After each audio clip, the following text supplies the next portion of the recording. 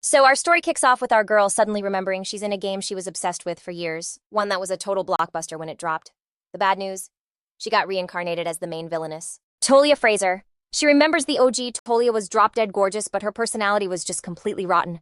This villainess was always messing with and dissing the story's heroine, Kuriko, who just so happened to be engaged to the Grand Duke's heir.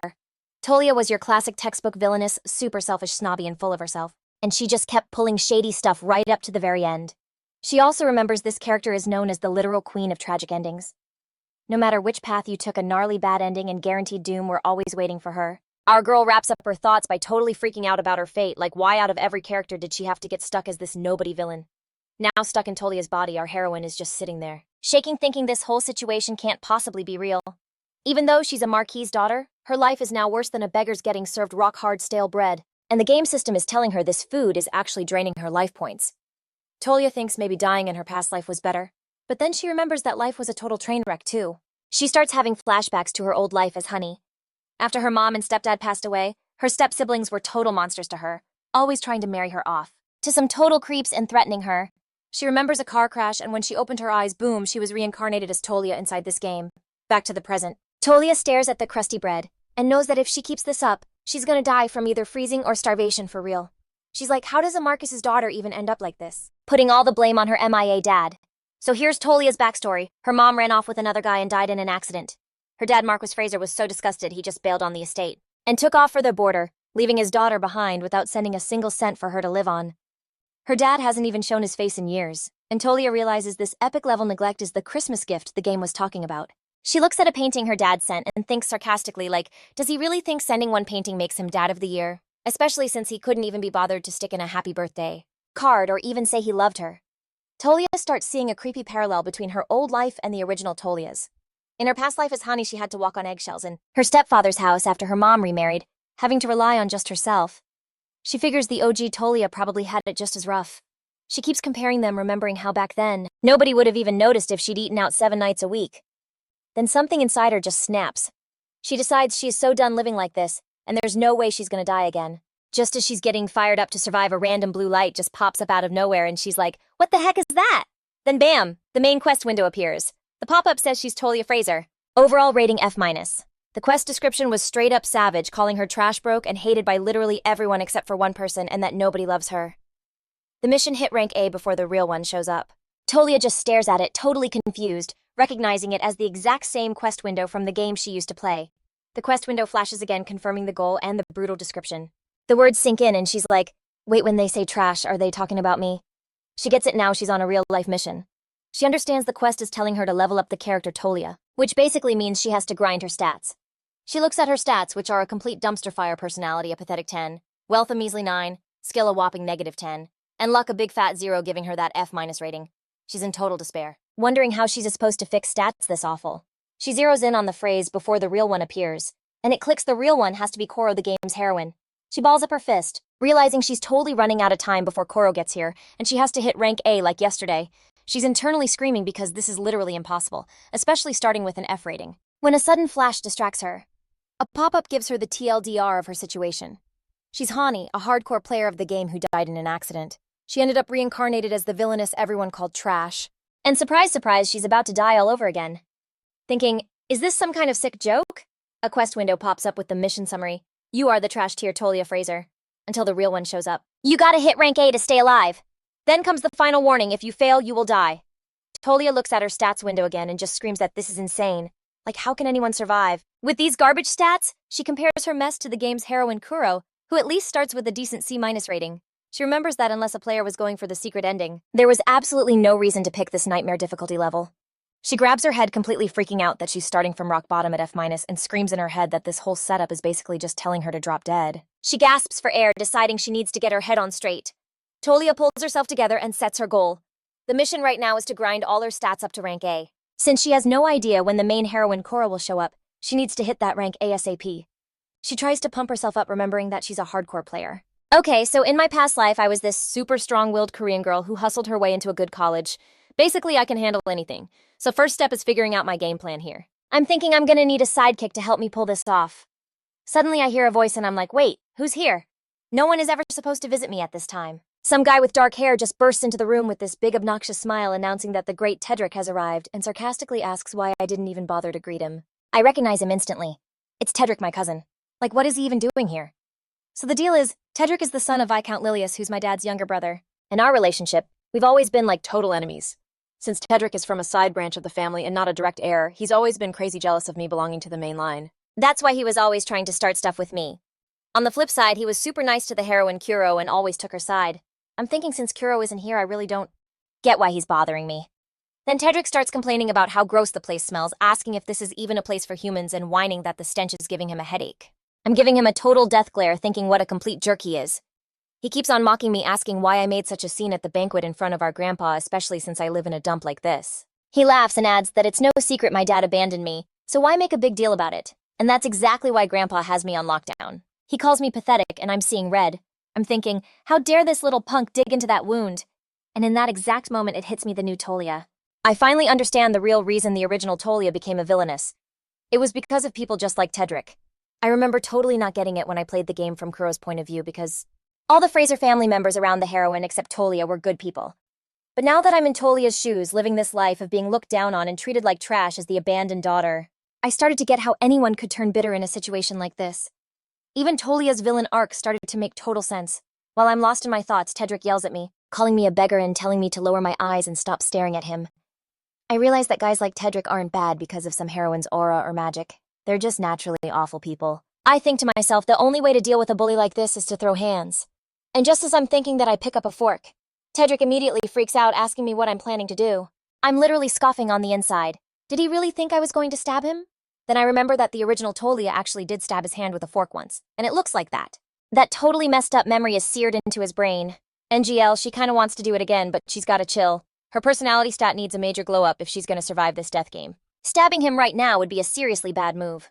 I decide to just wait, realizing that if Tedric is here, it means that asterisk person his dad is coming too. Tedric sees me back off, and takes it as me giving in, mockingly asking if I've finally learned my place. He steps closer and keeps up the insults, calling me a bastard child from my mom's affair with some barbarian priest. I'm trying to swallow my anger, telling myself, Hanina, just hold on a little longer. Right then, a man's voice rings out, calling Tedric Fraser. He's totally reaming him out, asking how he dares say stuff like that to his own cousin. The guy I was expecting has arrived. It's Tedric's dad, Viscount Lilius. Tedric tries to defend himself to his father, claiming I was the one who tried to stab him with a fork first. I totally saw Lilius's arrival coming, but I notice he seems way more angry than usual. Viscount Lilius keeps yelling at his son Tedric, who's just standing there shocked at how intense his dad is being. Lilius is like, how could his son, who his mother raised to be so precious, stoop so low as to deal with a trashy girl like Tolia? I'm just standing there completely baffled, realizing this whole situation is a totally unexpected plot twist. Lilius yells Tedric Fraser again, and his son answers terrified.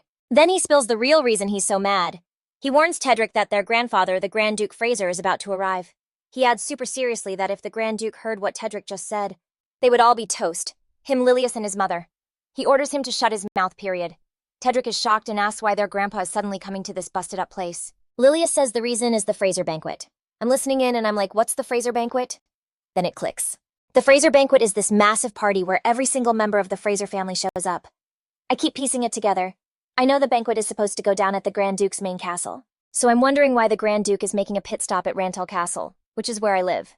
It gets even weirder when I remember that the Grand Duke has literally never visited me, not even one time. After Lilius is done laying into his son, he turns to me with this super fake smile and calls my name. He tells me he has something for me and holds out a box. And boom, there's this crazy fancy shiny white dress. She's like, is this even a dress? Lilius tells her she has to wear it to the party, claiming his grace. The Grand Duke can't stand people who look broke. Tolia can totally tell the dress costs a fortune and is wondering why he's even giving her a gift like that. Then Lila gets all up in her space, touches a piece of her hair, pats her, and is all like, don't stress. It's not like it's a free gift or anything. He gets this super sketchy smile and adds that her dad, the Marquis, will totally cover the bill later anyway. And that's when he shows his true colors. He admits he's kinda broke right now, then just casually mentions seeing the deed to the alley land in her name. He suggests she use the deed as collateral, and in return he'll buy her like 1,000,000 dresses. Tolia instantly gets it, this guy is a total scammer. Thinking to herself that this dude is a straight-up thief, she remembers the OG game plot where the original Tolia actually fell for Lila's scam and borrowed a ton of cash from him. But her dad, Marcus Fraser, couldn't have cared less about her, and in the endgame, Lila just ghosted her, leaving her buried under a mountain of debt. Even at that point, the original Tolia kept hoping her dad would bail her out. She really thought her father had to care about her even a tiny bit and would save her from that mess. But the current, reincarnated Tolia knows the harsh reality. Literally no one gave a crap about poor Tolia. She realizes if she takes his deal now, she might boost her rating, but she'll go straight to the game over bankrupt ending. She decides there's no way she's going down that path. She runs through her options. For a hot second, she thinks about using Lelis as an ally, but then she's like, yeah, right. A guy who just wants to use her is totally untrustworthy. So she decides to pivot to plan B, the guy who's on his way right now, the Grand Duke Fraser himself. She figures that if anyone isn't trying to scam her like Leela, the Grand Duke is a way better bet. Her mind's made up. She's going to try and win over Grand Duke Fraser. But then OMG, she remembers what just went down when they met. She flashes back to her grandpa's ice-cold stare when he basically threatened her, asking if she was talking about him living happily ever after alone. She starts totally freaking out, wondering if she already blew it by talking back to her grandpa. She never ever imagined he'd look that terrifying. She covers her mouth, completely horrified, wondering what is even happening right now. She tries to remember her original game plan. She knew the Grand Duke was her one and only ticket out of this mess. Therefore, she was all prepped to get on his good side and basically beg for her life. She's like, but why did that stupid penalty make me yell at him asking if he thought he'd get away with living his best life alone? She remembers being so shocked and horrified at that moment, slapping a hand over her mouth and thinking, did I really just say that? The scene snaps back to Tolia's first time meeting her grandpa, Grand Duke Assis.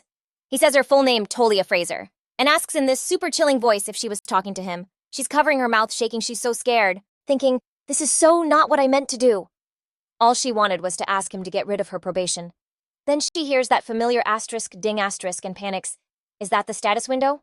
2 warning pop-ups appear right in her face. The first one says the personality penalty will force her to say stuff that makes people hate her the most. And the second one warns her rep is about to tank to a super dangerous level. She's freaking out like, what's going on? Then it hits her what she said was because of her personality stat. She's like, this is insane. She knew the stat was bad, but for real, how is she supposed to survive if the game won't even let her say one single thing she wants to? She realizes this is way worse than dealing with a loan shark like Lila's, or begging her dad Maris, who's basically a total stranger. She grabs her head, just screaming on the inside, realizing she's in deeper trouble than she ever imagined. She remembers that she knew exactly how to get the Grand Duke on her side. When she played as Koro, he turned into the sweetest father-in-law like instantly. She's practically crying, wondering if the gap between a C-rank start like Koro's and her F-rank start is really this massive. She knows she has to figure a way out of this and fast. Then something else grabs her attention and she's just like, oh, what now? She sees something weird. A health bar looking thing pops up over the Grand Duke's head, who's just sitting there. She squints, thinking maybe she's seeing things. But nope, the bar is slowly turning red. It fills all the way up with bright red and she internally screams, it's for real turning red. She starts to panic.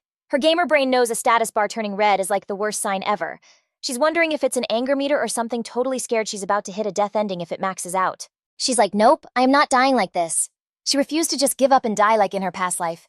She has to remember this game is supposed to be Koro's show, and she's not trying to have some epic love story like her. Her only mission is to hit A rank so she can live that rich, comfy life. All she wants is to wake up in some warm, fancy palace. Like eating actual good food, taking walks in a flower garden, and just reading for fun every day. All she wants is a totally normal, chill life. But to get that, she has to deal with this thing first, that freaking red bar. She's like, okay, I'm surviving this, whatever it takes. She knows if she just blurts something out right now, she could totally screw things up even more. First mission, figure out how to get rid of this stupid personality penalty. She figures the penalty probably doesn't have like a simple off switch, so she can't just disable it with one easy move. She's wondering if maybe she should try to level up her personality stat first. But she has no clue if that's even possible right now. Then a system window pops up saying stats can be boosted with coins, and bam, it shows she has 1,000 coins. Tolia is like totally floored. She's like, what is this whole raising stats with coins thing? She's positive she never saw this feature when she played as Koro, and she starts freaking out when another warning flashes that you can't undo it. After seeing that, she decides to just push past the fear. Surviving is the #1 priority, period.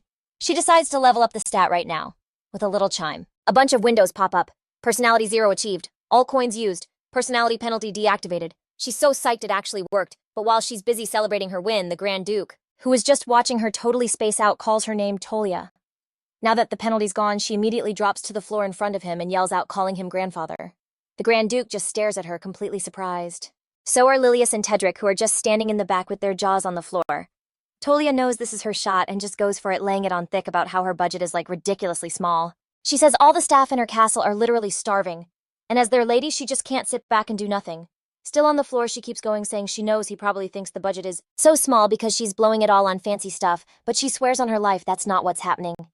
She keeps begging from the floor, even making a crazy offer that she's willing to give up her whole marriage, like totally, if he'll just give her the dowry money early. She explains she'll use it to pay off the debts she owes her Uncle Lilius first. And then before she can even get the words out, Viscount Lilius freaking lunges at her and slams his hand over her mouth, screaming her name. He's furious, asking what nerve she has to act like this in front of His Grace the Grand Duke. He leans in and hisses in her ear, calling her a wicked little brat for daring to spin such insane lies like they're the truth. Tolia just stares at him, totally stunned, her mind just racing. She's like, what the heck is he doing? Lilius starts trying to drag her away from the Grand Duke, but she's fighting back, yelling that it's not a lie and begging for His Grace to just listen. He turns to say sorry to his father. The Grand Duke saying Tolia's out-of-control behavior is nothing new, but admits he kinda dropped the ball. Tolia looks up, freaking out as she sees the red gauge bar over her grandfather's head. It's almost maxed out. Her heart just sinks as she pictures her entire future going down the drain, her dream of hitting rank A and living that comfy retired life, an epic dream of never having to worry about money again. But right then, the Grand Duke tells Lilias in this calm but super firm voice to let her go. Tolia totally freezes, shocked, and wondering if he's actually going to listen to her. Lilias looks confused too. The Grand Duke says it again in a tone that means business, ordering him to let her go. She's so relieved when she sees the red gauge bar starting to fade away. She thinks to herself, wait, did that actually work? Lilias immediately does what he's told, bowing and apologizing to his dad. Then the Grand Duke looks at her and tells her to keep going with what she was saying. She just stands there in total shock, wondering why the Grand Duke is all of a sudden listening to her. Her eyes light up when she realizes that whatever the reason, this is a once-in-a-lifetime chance. She quickly pulls herself together, gets back on the floor, and thanks her grandfather. She picks up right where she left off, promising she'll use her dowry to pay back her Uncle Lilius. And after that, she'll basically be invisible, like she doesn't even exist. She keeps promising that she'll take care of herself, the servants at Rantel Castle, and even stay in shape and keep her head up. Finally, she goes for the big ass, pleading with him to be extra generous and lift that never-ending probation he put her on, finishing her whole speech with a desperate cry as she begs her grandfather. The room goes completely heavily silent. Cold sweat is dripping down her back, and she's totally panicking, wondering why it's so quiet and if she messed up again. She's scared this wasn't a real chance, but just the excuse the Grand Duke needed to come down on her. The Grand Duke finally breaks the silence, but he doesn't answer her. He calls out to his son Lilius. Lilius answers his dad, sounding super nervous. The Grand Duke starts grilling him, asking if he and his wife weren't the ones put in charge of the kids' household stuff. Lilius says yeah, bowing. The Duke keeps going with a real edge in his voice, asking why Tolia is still on that probation she got 3 years ago. He adds that this whole idea she has about a 1-month probation being indefinite had to have come from Lilius and his wife. Tolia is listening to all this in total disbelief. She's thinking, wait, so everything they said, everything Lilius and Tedric said was all a lie. Then she instantly remembers Tedric's smug face and the things he said to her earlier, and the awful truth hits her. It wasn't forever, it was only for 1 month. It clicks that she got the probation 3 years ago, which means was totally illegal this whole time. It clicks that this whole lockdown is what made the OG Tolia so desperately clingy with Lila, which is just sad. And boom, the truth hits her. Lilius and his whole fam are nothing but liars.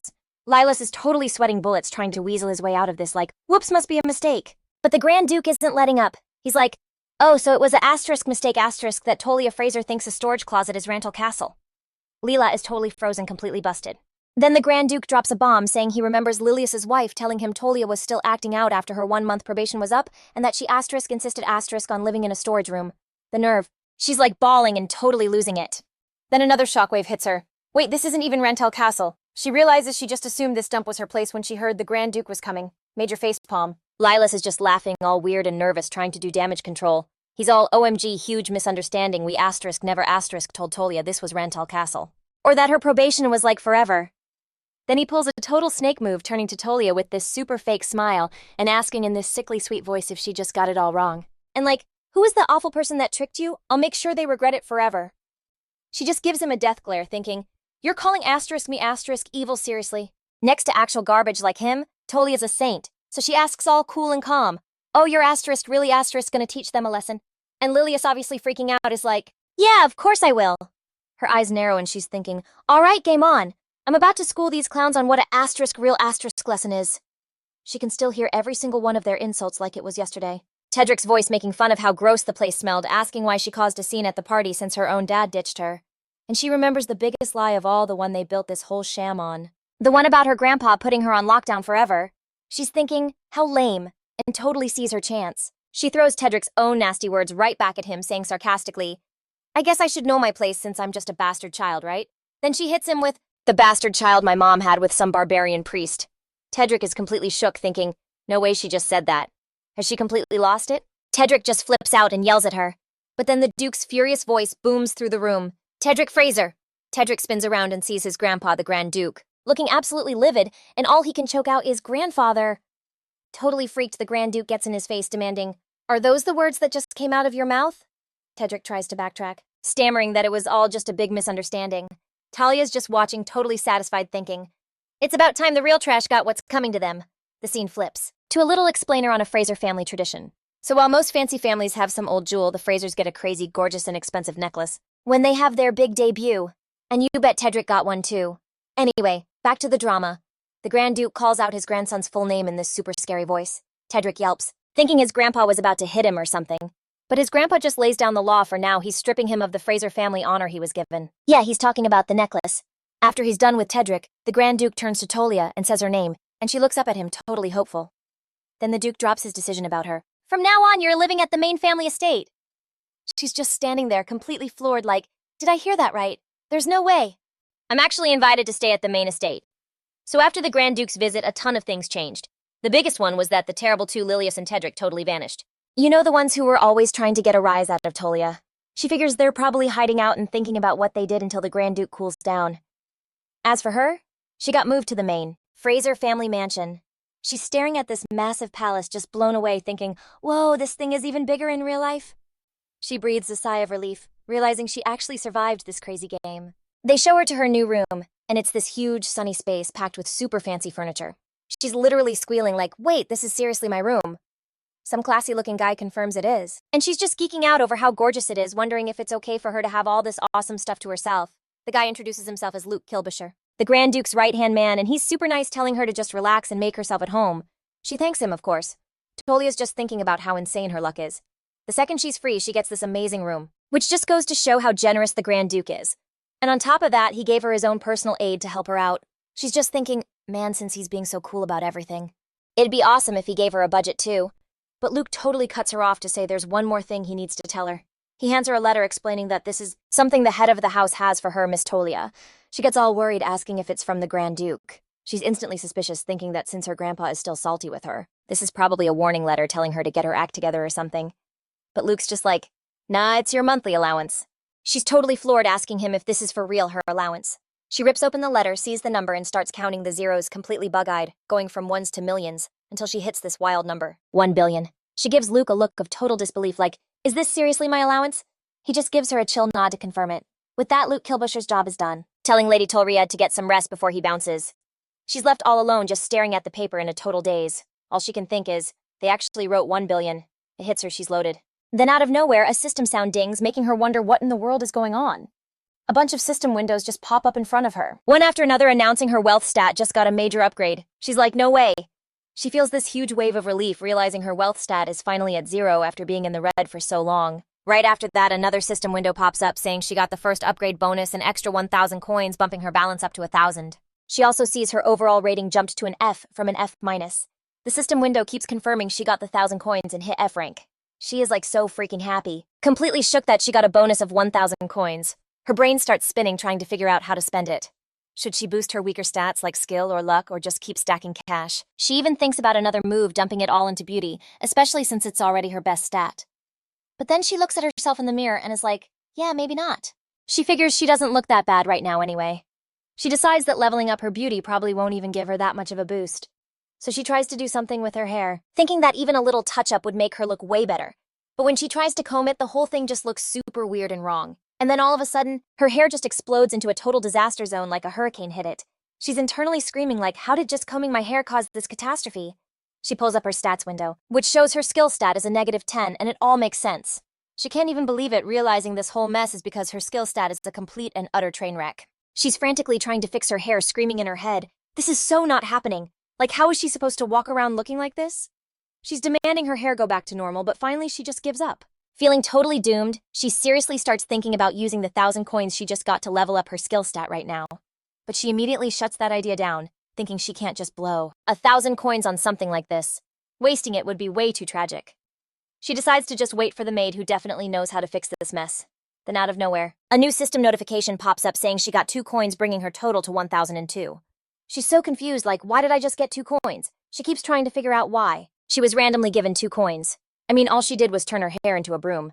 Then an idea sparks and she finally gets what the coin increase is all about. She stands up totally confident, realizing that the value of her effort is literally being turned into coins. The scene flashes back to a few years ago. We see a younger Tolia, bowing in front of her grandpa, obviously scared out of her mind, mumbling some nervous greeting to him. The Grand Duke thinks back on it. She was stuttering, asking if he was okay. He remembers her as the granddaughter who could never, ever look him in the eye. He remembers her face was trembling so bad she could barely talk, and her expression was just pure, absolute fear. He keeps thinking about it, but then remembers how she just recently yelled at him about his fancy lifestyle, and the whole transformation is just so bizarre. He's wondering what caused this major change of heart that made her act this way. We cut back to the Grand Duke in the present. He lets someone in, and it's Luke. Luke apologizes for interrupting and then tells him that, just as he was ordered, he took Lady Tolia to her room. The Grand Duke is like, "You did good, thanks." But Luke adds that there's something else. The Grand Duke looks at him, wondering what's up. He holds out a covered basket and explains that Lady Tolia asked him to give it to him. The Grand Duke is surprised and asks, "She made this?" Luke confirms, "Yes, Your Grace." The Grand Duke looks at the gift, which is a jar, and wonders to himself if it's jam inside. Meanwhile, Tolia is thinking about the huge realization she had during her epic hair fail. She concludes that the old sayings were right. You can literally do anything if you just keep trying. That's her first big takeaway. She can earn coins no matter what kind of effort she puts in. She realizes earning coins isn't just about her looks. It's about anything she does to level up from where she is right now. And that's exactly why she's pretty sure she's earning coins just by trying to tame her crazy hair. After this little discovery, she's like, "Okay, what's the next move?" And realizes the answer is super simple. Grind plus creativity equals a total glow up. And just like that, the homemade jam idea was born. She totally remembers the Grand Duke was all about handmade gifts even back in the game. So she comes up with a plan. If she just keeps giving him this homemade jam, even if it's a total fail, maybe one day she can get on his good side. She lets out a bitter laugh, realizing that with her skill penalty and low stats, her hair and her jam are both complete disasters. But she tells herself it's fine, it's just jam, and it's not like the Grand Duke is actually going to eat it anyway. She gets that there's a limit to how much she can earn this way, and she's so frustrated that this is the one time she really needs help, but she doesn't even have her own maid. She figures it's gotta be because of Baron Lilas, the guy who runs this whole household.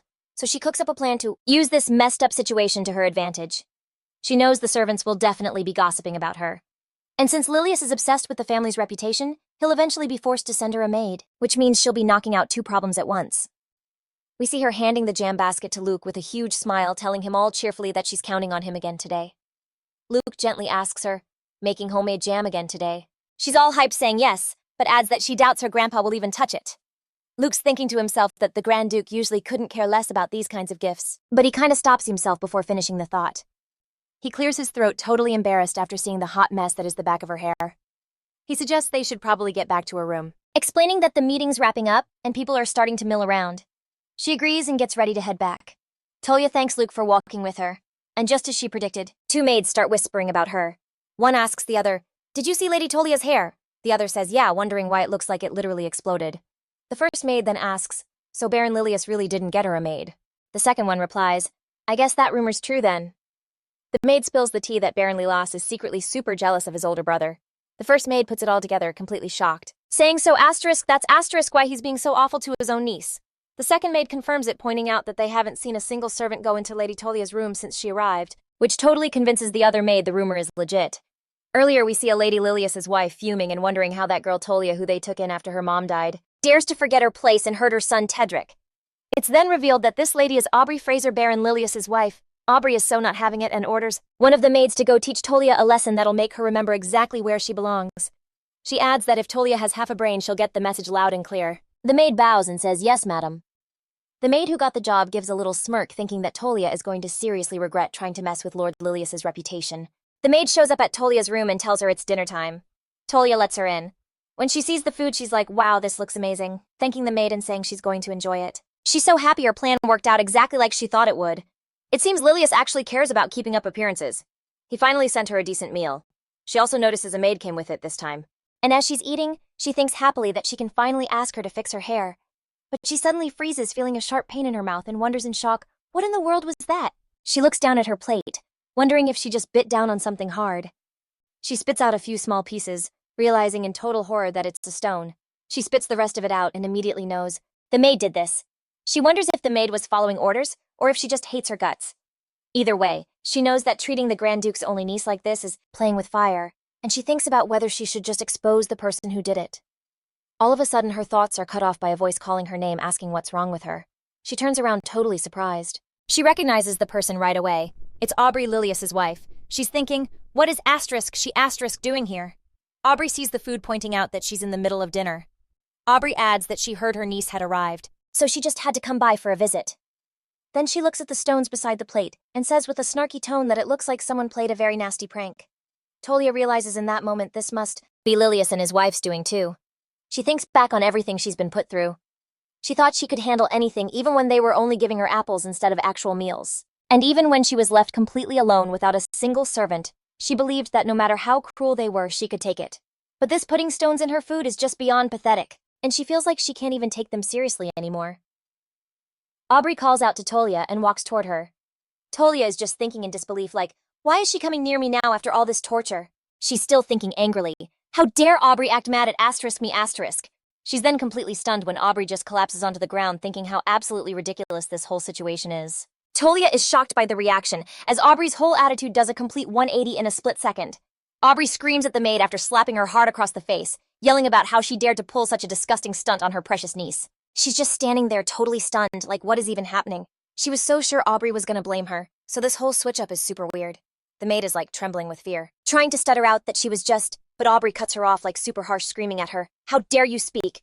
Then Aubrey turns to Tolia with this fake sweet voice, all like, I'm so sorry for the scare you must have had. She asks Tolia what she should do with this maid, promising that as always she'll do whatever Tolia wants. Those words just scream red flags. She's wondering why Aubrey is suddenly being so fake, and what's with the offer to grant her wishes. She realizes Aubrey didn't come all this way just to say hi, she's definitely up to something. So Tolia decides to play her game. She tells her Aunt Aubrey that since she's the one running the house, she'll leave it up to her, but then she adds one condition she doesn't want to see. Any more drama in this amazing room her grandpa gave her. Aubrey gets this little smirk asking if that's all she wants, then agrees saying, all right. Like instantly she turns and orders the guards to drag that disrespectful maid to the dungeon. The guards just do it, no questions asked. Tolia's shook all over again, wondering why Aubrey would ditch a maid she's sure she planted herself. The dungeon is way too harsh a punishment. The maid gets dragged away screaming, begging Lady Aubrey to wait and claiming it was a setup. She keeps screaming that she was just following orders. The maid keeps screaming as she's hauled off, pleading for the young Miss Tolia to listen to her and save her, repeating, it was a setup, right before the door slams shut behind her. Aubrey turns back to Tolia, squeezing out some crocodile tears, claiming she sent the maid to serve Tolia, and that her auntie heart is just breaking that the maid would do something like that. Tolia watches the whole show thinking that Aubrey is the one who sent her, and now she's just tossing her aside. She wonders what Aubrey is even planning. She keeps the act up saying that the head maid position can't just be left empty, and in that case, she offers to recommend a new maid for Tolia. Aubrey gets all excited, announcing that she knows some really great people. That's when it clicks for Tolia. She finally gets the real reason why Aubrey ditched the first maid so easily. The whole picture becomes crystal clear. Aubrey was worried about the Grand Duke, so she couldn't plant her real spy from the get-go. Instead, she sent in a throwaway maid to stir up some drama with Tolia. She finds herself totally stuck thinking about how to get out of this. She knows she can't just say no. There are way too many things to think about. Aubrey claps her hands dramatically, ordering the candidates for the head maid job to be brought in. 2 maids enter. Aubrey tells her she felt these 2 would be able to serve her really well, and asks her to pick one to be her head maid. Aubrey introduces the first maid, explaining her name is Rilda, and she comes from a noble family where her dad held the title of baronet. Then she introduces the second maid, who introduces herself as Adele, and Aubrey describes her as quick and sharp, adding that this description only applies because she's from the borderlands. Tolia is floored, wondering in total confusion what Aubrey just said, repeating the word borderlands to herself. She remembers the definition of the borderlands, a place also known as the land the gods forgot, a huge empty wasteland located way in the far east of the empire. It's pretty much a giant slum, and rumors fly around about it being crawling with heretics and people-eaters. She realizes Aubrey is being so obvious with this choice. In their snobby high society where a maid's background is a huge deal, bringing someone from the borderlands is a very clear move, meant to make sure she isn't chosen. It was so obvious that Rilda was the one Aubrey wanted her to pick. She thinks that her old self, the original Tolia, would have picked Rilda in a heartbeat. She hesitates, realizing that if she chooses Adele, her own reputation could take a nosedive because of her maid's background, which could seriously mess with her stats. She's so confused about what the right move is in this situation. Suddenly, a new system window she's never seen before pops up, offering a view profile option. She realizes that if she checks both their profiles, she'll know for sure who to choose. She decides to start with Adele's profile. The profile shows Adele is 40 years old, from the borderlands, and started serving in the Fraser ducal house at the age of 20, and had an awesome work record. She sees this isn't that different from what Aubrey said, but then she spots a special button labeled Secrets. She hesitates for a second, wondering if hitting See More is some kind of trap that will automatically cost her coins. but she decides she has nothing to lose and clicks it. The secret is revealed. Adele's hidden secret is that she's the secret younger sister of the Grand Duke's right-hand man, Luke Kilbusher. The extra info says that Luke Kilbusher feels a crazy amount of guilt over Adele. She's totally shocked, like no way Adele is Luke's little sister. She focuses on that extra info, the part that says Luke feels super guilty about Adele. Tolia calls out to her Aunt Aubrey. Aubrey asks her all excitedly if she's picked someone, suggesting that Rilda would obviously be better and a better match for her status. She answers her with a simple no. With a huge grin, she announces that she's picking Adele to be her head maid. Fast forward a bit, and you see Adele combing through Tolia's hair. Adele tells Miss Tolia she finally worked out the knot, and Tolia is super grateful for all her hard work. She gave her a quick thanks. Seriously, Adele is a total pro and super sweet, which makes me feel so comfortable. I wonder if it's because she and Luke are siblings. NGL seeing the looks on Aubrey and the other maids' faces when I hired Adele was priceless. They were totally shook. They were probably bugging out that I picked a maid from the borderlands. But for me, the second I saw Adele's profile where she came from didn't even matter. I mean, how could I not pick Luke Kilbusher's secret sister? This info is definitely going to be useful. I wonder what the deal is with this guilt Luke feels for his sister. Anyway, OMG, my hair is finally back to normal. I'm so hyped I can actually walk around with decent hair for once. I'm totally back to my old self, and maybe even looking a little better. I just wish things could stay this chill. I still can't believe how the wealth stat, which seemed like this huge impossible problem, got solved so easily. I guess I got lucky that the Lilius couple is that clueless. Alright, time to grind and level up my other stats one by one. Then I realize the only thing left is my garbage reputation. It's like no matter how hard I grind my stats, I'll never get an A rank if everyone hates my guts. To fix my rep, I have to dive into the main story and solve problems just like Koro did. Which means, I have to meet the male leads. I've got to at least make an impression on them, even if I'm not trying to max out their affection levels. And to even meet them, I need to be able to move around freely, which means I have to get that direct lineage necklace. My debutante ball is like ages away, so I need another plan. Maybe I should try to farm some affection points with the Grand Duke. Then I can ask him for the necklace. I remember in Koro's playthrough, the higher his affection level was, the easier it was to ask for favors. Okay, I need a fast way to boost his affection. One idea is to give him tons of homemade jam, but there's a limit to how much I can make in one day. Besides, Adele would totally get on my case and make me rest if she saw me working that hard. And if I give the Duke jam made by Adele, the gift totally loses its handmade vibe. The Grand Duke would know I didn't make it myself, so his affection wouldn't go up, and he'd probably think there's no way Tolia made this. Back to the drawing board. How do I raise his affection level? Maybe I can use an upcoming event to my advantage. I remember the next event is the meeting about the status planes. The game guide said that land was something players had to get to see the true ending. It was also the place where Lilius and the third son, Fraser Nigella, were pushing super hard for that horse ranch project. Of course, I remember the game story made it crystal clear that the horse ranch project was a total epic fail. Ooh, that gives me an idea. What if I vote against the project in the meeting? I mean, the whole thing is gonna crash and burn anyway. By voting no, I'll protect that land and stop the Fraser family from taking a major L. This is the perfect chance to show I'm not just a pretty face by preventing this disaster. Plus, I can show off how capable I am in family business to get their affection levels up. Besides all that, I remember I actually have the right to vote. And I'm pretty sure if I use it, I can totally smoke my uncles. But wait, there's one problem. I can't go to a meeting this important with my current stats. Should I maybe use the coins I've been saving up? The scene switches to the meeting room in the Grand Duke's palace. Lilius is thinking that today is finally the day. Time to take control of the status planes. He says to the count's rep beside him, took long enough to get this on the council's agenda. The representative, Neville Fraser's guy, agrees, but seems kinda hesitant. He asks, is this really okay? Reminding him it was the land the late Grand Duchess loved so much. He's probably thinking, His Grace the Grand Duke might have thought about canceling the vote over it. Lilius just scoffs, telling the rep he really doesn't know his father at all. He explains, my father and mother were basically mortal enemies famous for hating each other. He asks sarcastically, you really think my dad cares what happens to the land my mom loved? He goes on, all that matters is growing our business and getting on the Empress's good side.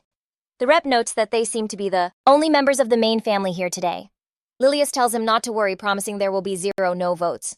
He smiles all cocky and declares the yes votes will easily win. Just then they announce the arrival of His Grace the Grand Duke. The Duke walks in and sits on his throne.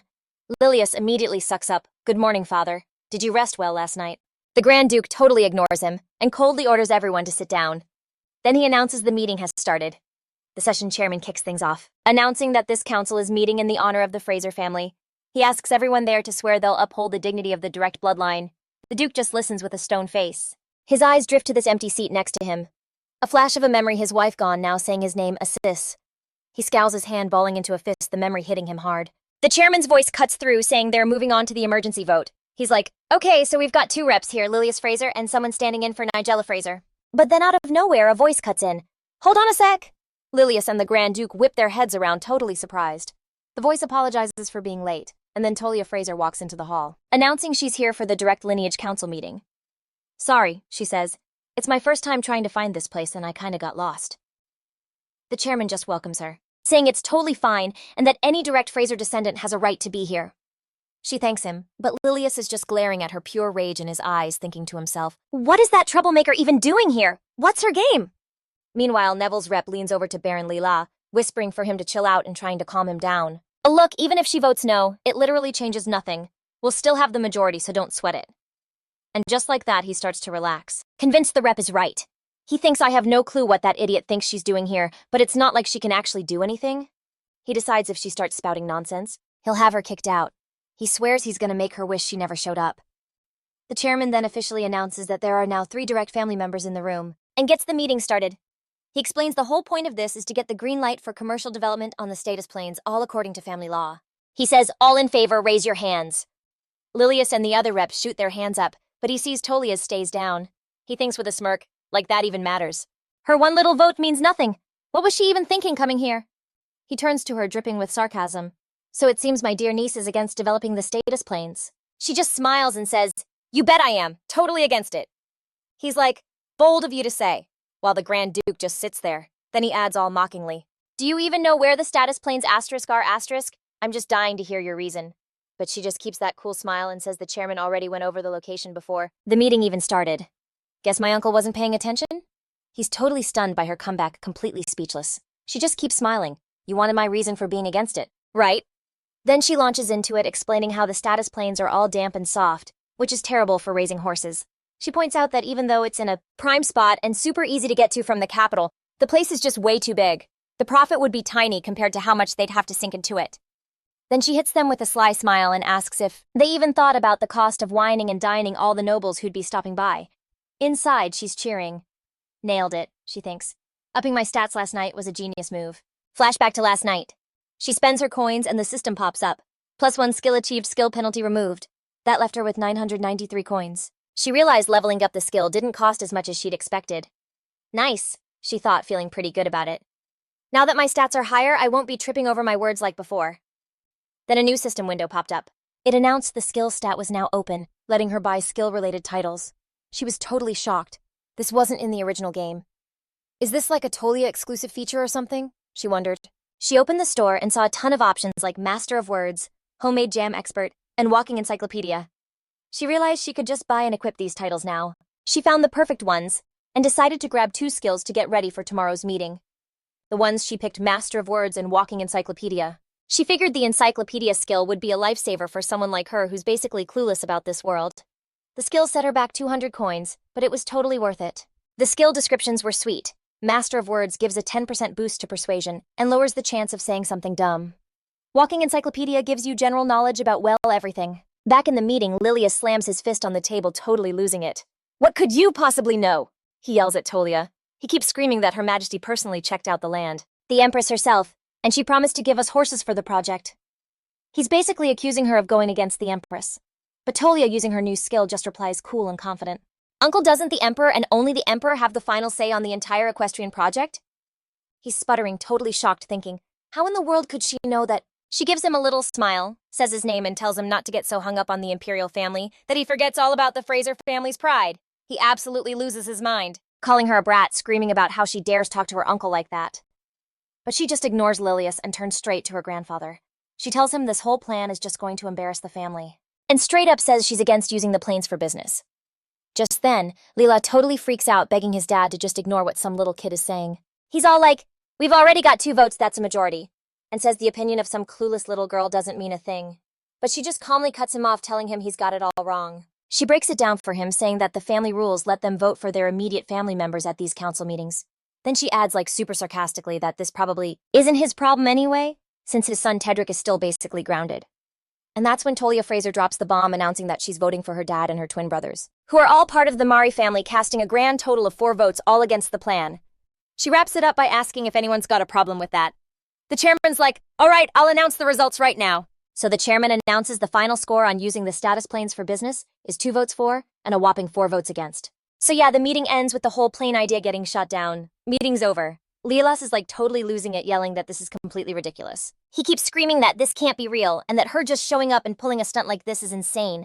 That's when the Grand Duke just says his name Lilas, and he asks him super coldly if he just called the family law a stunt.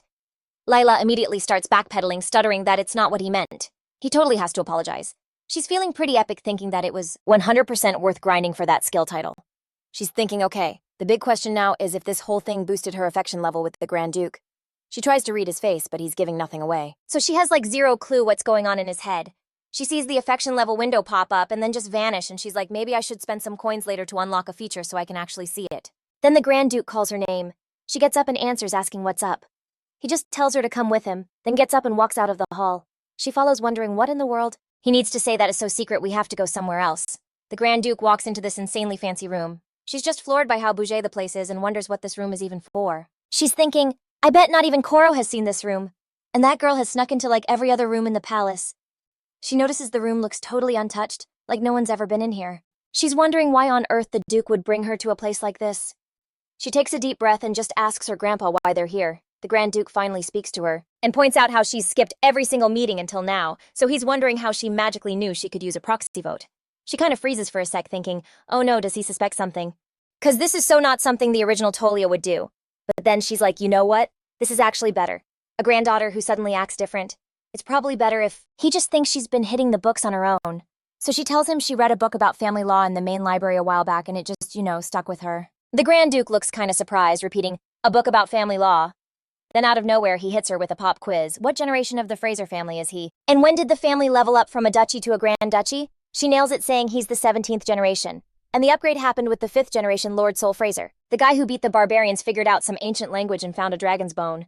Inside, she's so annoyed by how suspicious he is, thinking, seriously, this dude is so intense he can't even believe I read a book. Like he could have just said good job to his granddaughter for finally cracking open a book. But whatever, she's just relieved the questions he asked were all covered by her passive skill. She thinks about how bogus it would have been if she knew the answer, but couldn't say it because of the original Tolia's lame stats. Then the Grand Duke tells her she surprised him a few times today. She breathes a sigh of relief, feeling like she's off the hook for now. But then he keeps going. But the way you defied everyone today, that was the most surprising thing of all. He's talking about how she had the guts to totally flip the vote on her uncles in front of everybody. He calls it a really bold move. She tenses up. It hits her that for the Duke, who's all about hierarchy and family, what she did probably looked like a major rebellion. The Grand Duke finishes up by saying he'll let what she did today slide since it's the first time, but he warns her that next time. She just stands there in front of her grandpa, wondering if he even wants to know why she did it. A look of total determination flashes in her eyes. She's thinking, I'm not about to apologize and just let this go. She didn't go through all this just to back down now. She thinks, I've still got a lot more to say, and I'm gonna say all of it before I'm done. So she starts talking, admitting that, yeah, she knows she totally went against her uncles, but she claims she had no choice. She explains that she had to figure out a way to protect herself, even if it meant doing something this drastic. The Grand Duke looks shocked and is like, what are you even talking about? Repeating the word protect, like he's never heard it before. And she answers him, super chill, that it's because she doesn't have a mom or dad to back her up. You can tell those words totally hit the Grand Duke hard. She keeps laying it all out for him, reminding him that, like he already knows her Uncle Lilas totally screwed her over before and nobody had her back. To make sure that never happens again, she needs her own power. But then she's like, I'm not even an adult yet, so I basically have zero freedom to do anything. She explains how her twin brothers are already set, they've got their spots locked down and even got the direct lineage necklace, which means they can totally take care of themselves. But her?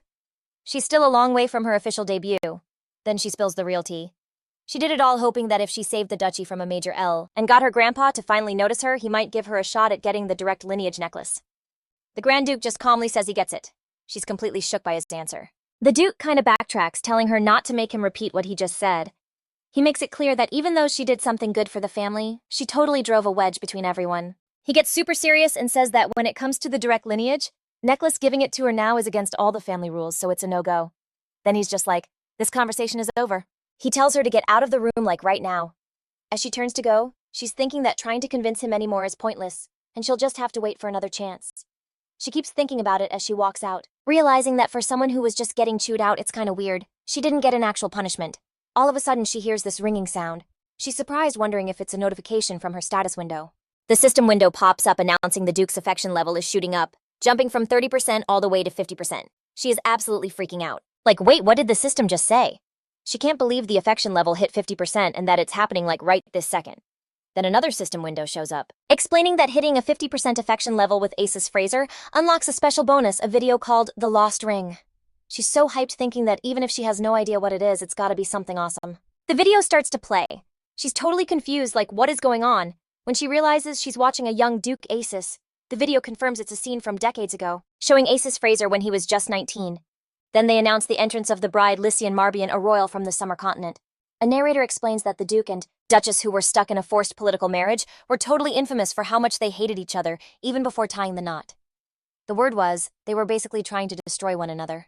However, the narrator reveals that was just a fake rumor that spread among the regular folks. The real tea is that there was a secret story totally different from the gossip.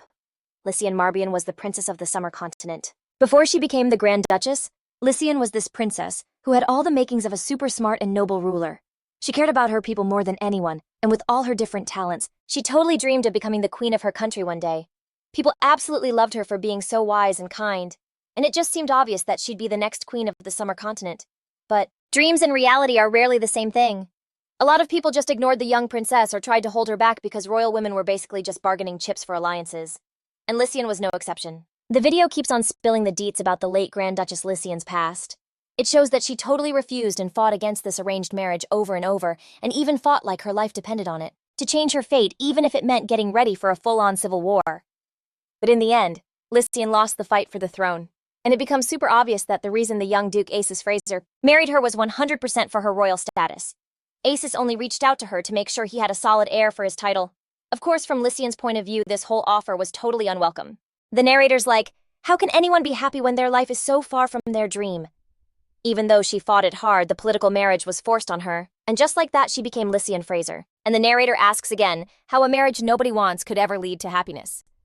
Lycian, who used to be a total boss, basically became a bird in a cage. She just felt completely helpless, and pretty soon she stopped eating, and just shut herself off from the world after the wedding. One of the maids shows up in the video begging her mistress Lycian to please eat something, telling her she's going to get super sick if she keeps this up. Lycian just looks out the window and asks about the big open field she sees. The maid answers, explaining that the view from her window is a place called the Status Plains. Lycian says the name back to herself, noticing that it looks a lot like her homeland, and that there's something weirdly familiar about the scenery. Lycian says that they're beautiful just like people said. After getting stuck in that miserable marriage, the only thing she enjoyed was just staring out her window at the huge plains, watching the scenery and the flowers bloom, and in those moments she managed to get a little bit of her smile back. Then a young Aces shows up, suggesting that since she loves the place so much, she should actually go visit the plains. He adds that instead of being cooped up inside all day, maybe taking care of those plains would actually be good for her. Aces points out that in her condition, she can't go by herself. He offers to go with her, suggesting they go together. The narrator explains that, so the whole arranged marriage thing was a total drag for Lycian, but honestly Aces was just as miserable since he was forced into it too. He was like always carrying this major guilt trip about her. And even though he came off super rough, he was low-key, trying to show her he cared in his own way. Lycian started picking up on those vibes, and the guy she used to hate started to actually grow on her. Also, those status plains she was so not into visiting turned out to be crazy beautiful. After that, Lycian started taking care of the flowers there herself, and you could totally see her light up day by day. And she was actually smiling again. There's this part where she gives Aces flowers to thank him. And just like that, super slowly Lycian started to completely take over the young Grand Duke's heart. Aces used to think they'd never connect for real, but as time went on, he started getting his hopes up. Maybe he even started wishing they could be a real family. But their relationship didn't exactly blossom. It wasn't like the rumors said. They weren't fighting all the time or anything. It was just that the Grand Duke was always so guarded and kind of harsh, and Lycian was always too careful to really let him in. So they both just kept their feelings on lockdown. Time flies and boom, they have 4 children. Every time they had the kid, it felt like they got a little closer. But bad stuff always happens when you least expect it. One day their oldest daughter, Hyacinthia, just suddenly died. Losing her completely wrecked the Grand Duchess Lycian, and she died not long after her daughter. Their love story was over with nothing left but memories. The video keeps rolling about to spill the real tea. Even now, the Grand Duke is still heartbroken over his wife, Lycian. Her grave is in this spot with a perfect view of the Status Plains, and he goes up there to look at them whenever he misses her. To him, those plains were basically his wife in flower form. The video cuts, and she's just shook. She's thinking, no way, I can't believe this. The Duke and Duchess were actually in love. She realizes this is so not the story from the game or what anyone thinks they know. She literally beat this game a million times, and she had no clue this whole backstory was even a thing. She figures it makes sense she didn't know because the game never showed any of it. Then it clicks, this is why his affection level suddenly jumped from 30% to 50%. It wasn't just because she went against his plan. He was actually grateful she was helping protect the Grand Duchess's memory. She feels so stupid. She was so hyper-focused on grinding affection points that she totally missed what actually mattered.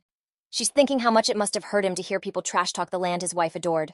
She looks over at her grandpa by the window and gives him a real from-the-heart apology. The Duke turns all surprised and is like, "Why are you still here?" He reminds her he literally told her to bounce.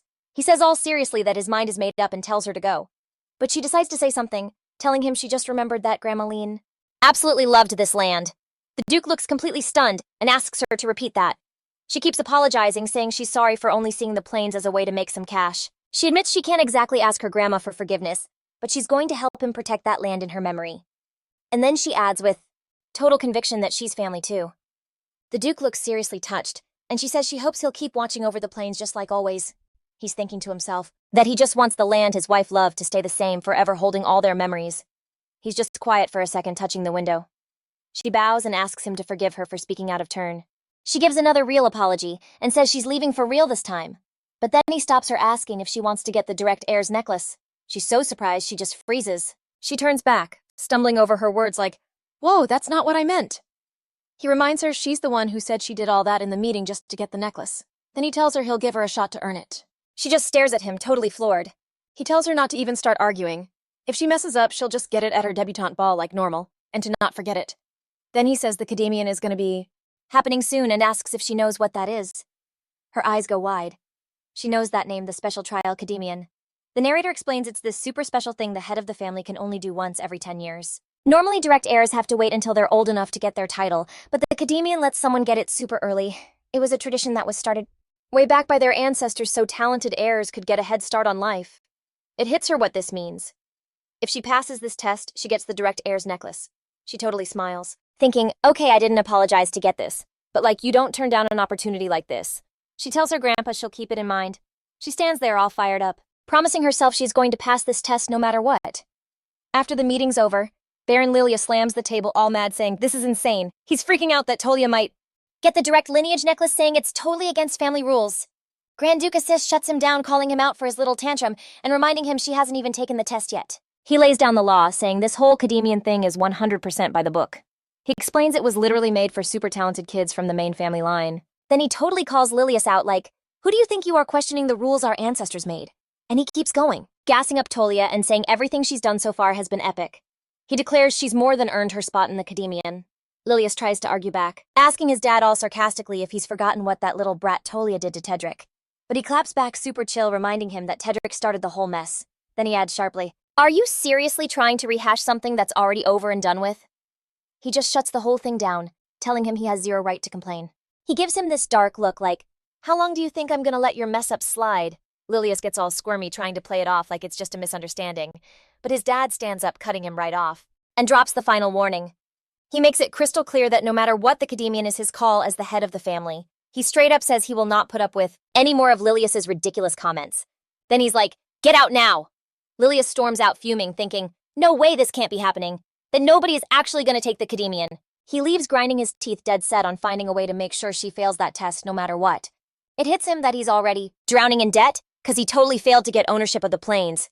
He feels like it's way too risky to let that girl get more power, especially while his son Tedric is still basically grounded. He's just so confused, like how did that clueless girl even pull this off? Even though he's sure there's no way she can just breeze through the test, he can't leave anything to chance. Not even a little bit.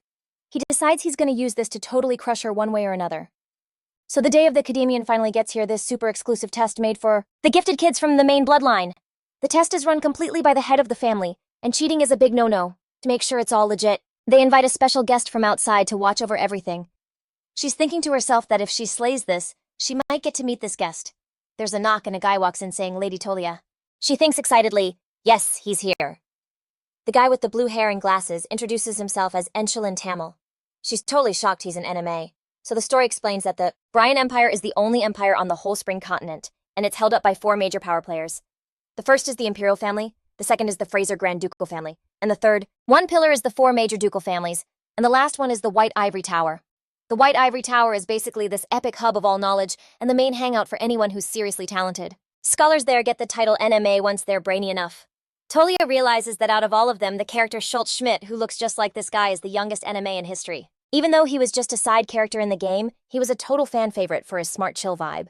The trick to leveling up his affection was to surprise him by being way wiser than you looked. More importantly, he's the key character you need to meet the Crown Prince, one of the main hotties in the game. Tolia's thinking, I kinda had a feeling this would happen. But I never thought I'd actually meet him like this. She's so stoked, thinking her luck is insane, and wonders if it's because she spent that one coin to boost her luck stat. She makes up her mind like, okay, game on. Since things are going down this way, she decides to use the God of Exams skill title she had ready. The system announces the God of Exams skill title is now active. She stands there totally confident, planning to ace the test and get on Schultz-Schmidt's good side by showing off her smarts, basically hitting two birds with one stone. The scene cuts to the test results with the examiners freaking out over her insane scores, a perfect score in arithmetic and a perfect score in rhetoric. Schultz looks at her papers and goes, "This is seriously amazing," and tells the Duke she definitely didn't take the Academian for nothing. The Grand Duke just calmly asks, "Is that right?" Schultz says he couldn't believe it either, so he checked it a bunch of times, but the result was the same every time. He adds that he's dying to know who her teacher is, because they must be a genius. The Grand Duke just quietly says that actually Tolia doesn't have a private tutor. The guy looks totally thrown and asks, "Wait, how is that even possible?" Schultz-Schmidt keeps talking to the Grand Duke, still completely stunned. He tells him that in all his years, as an NMA at the White Ivory Tower, this is the first time a student has ever passed this test with a perfect score. He adds that for a young lady with no special training to ace it on her first try, it means Lady Tolia is rocking some incredible talent. He looks super impressed and says he figures she must have studied all by herself and that she, for sure, must have worked really hard on her own. The Grand Duke makes his call. He orders Luke to give Tolia the direct lineage necklace tomorrow and to get the ceremony ready ASAP. He also tells him to hook her up with an all-access pass to the private library. Then he drops another bombshell, send a message like right now to the White Ivory Tower to get Enuma to be Tolia's tutor. Schultz is totally shook, thinking, hold up, the Grand Duke is asking for Enuma from the White Ivory Tower. I mean, for real, the Grand Duke and the White Ivory Tower have had major beef for like forever over who's really in charge. That's why instead of getting tutored by Numas like all the other noble kids, every single one of Duke Ossus's grandkids had to go to the academy. So Schultz gets it, making nice with the White Ivory Tower isn't just about, a school exchange program or something. This is a total game changer for who holds the power in the empire. He's thinking this is going to cause a massive freakout across the whole nation. Meanwhile, Tolia is just over here totally vibing on her win. She's remembering how she totally aced that test, no sweat. It all went down exactly like she planned, and she's feeling pretty smug because that skill title she bought was a lifesaver. A little flashback hits the system window for God of Exams, a one-time use title that guarantees a perfect score. It cost a steep 500 coins, and she remembers her balance dropping to 293. She was kinda iffy about buying it because it was way pricier than the other titles. But hey, it got her on Schultz's good side, and scored her the direct lineage necklace, so it was 100% worth it. The necklace ceremony is going down tomorrow night, she thinks.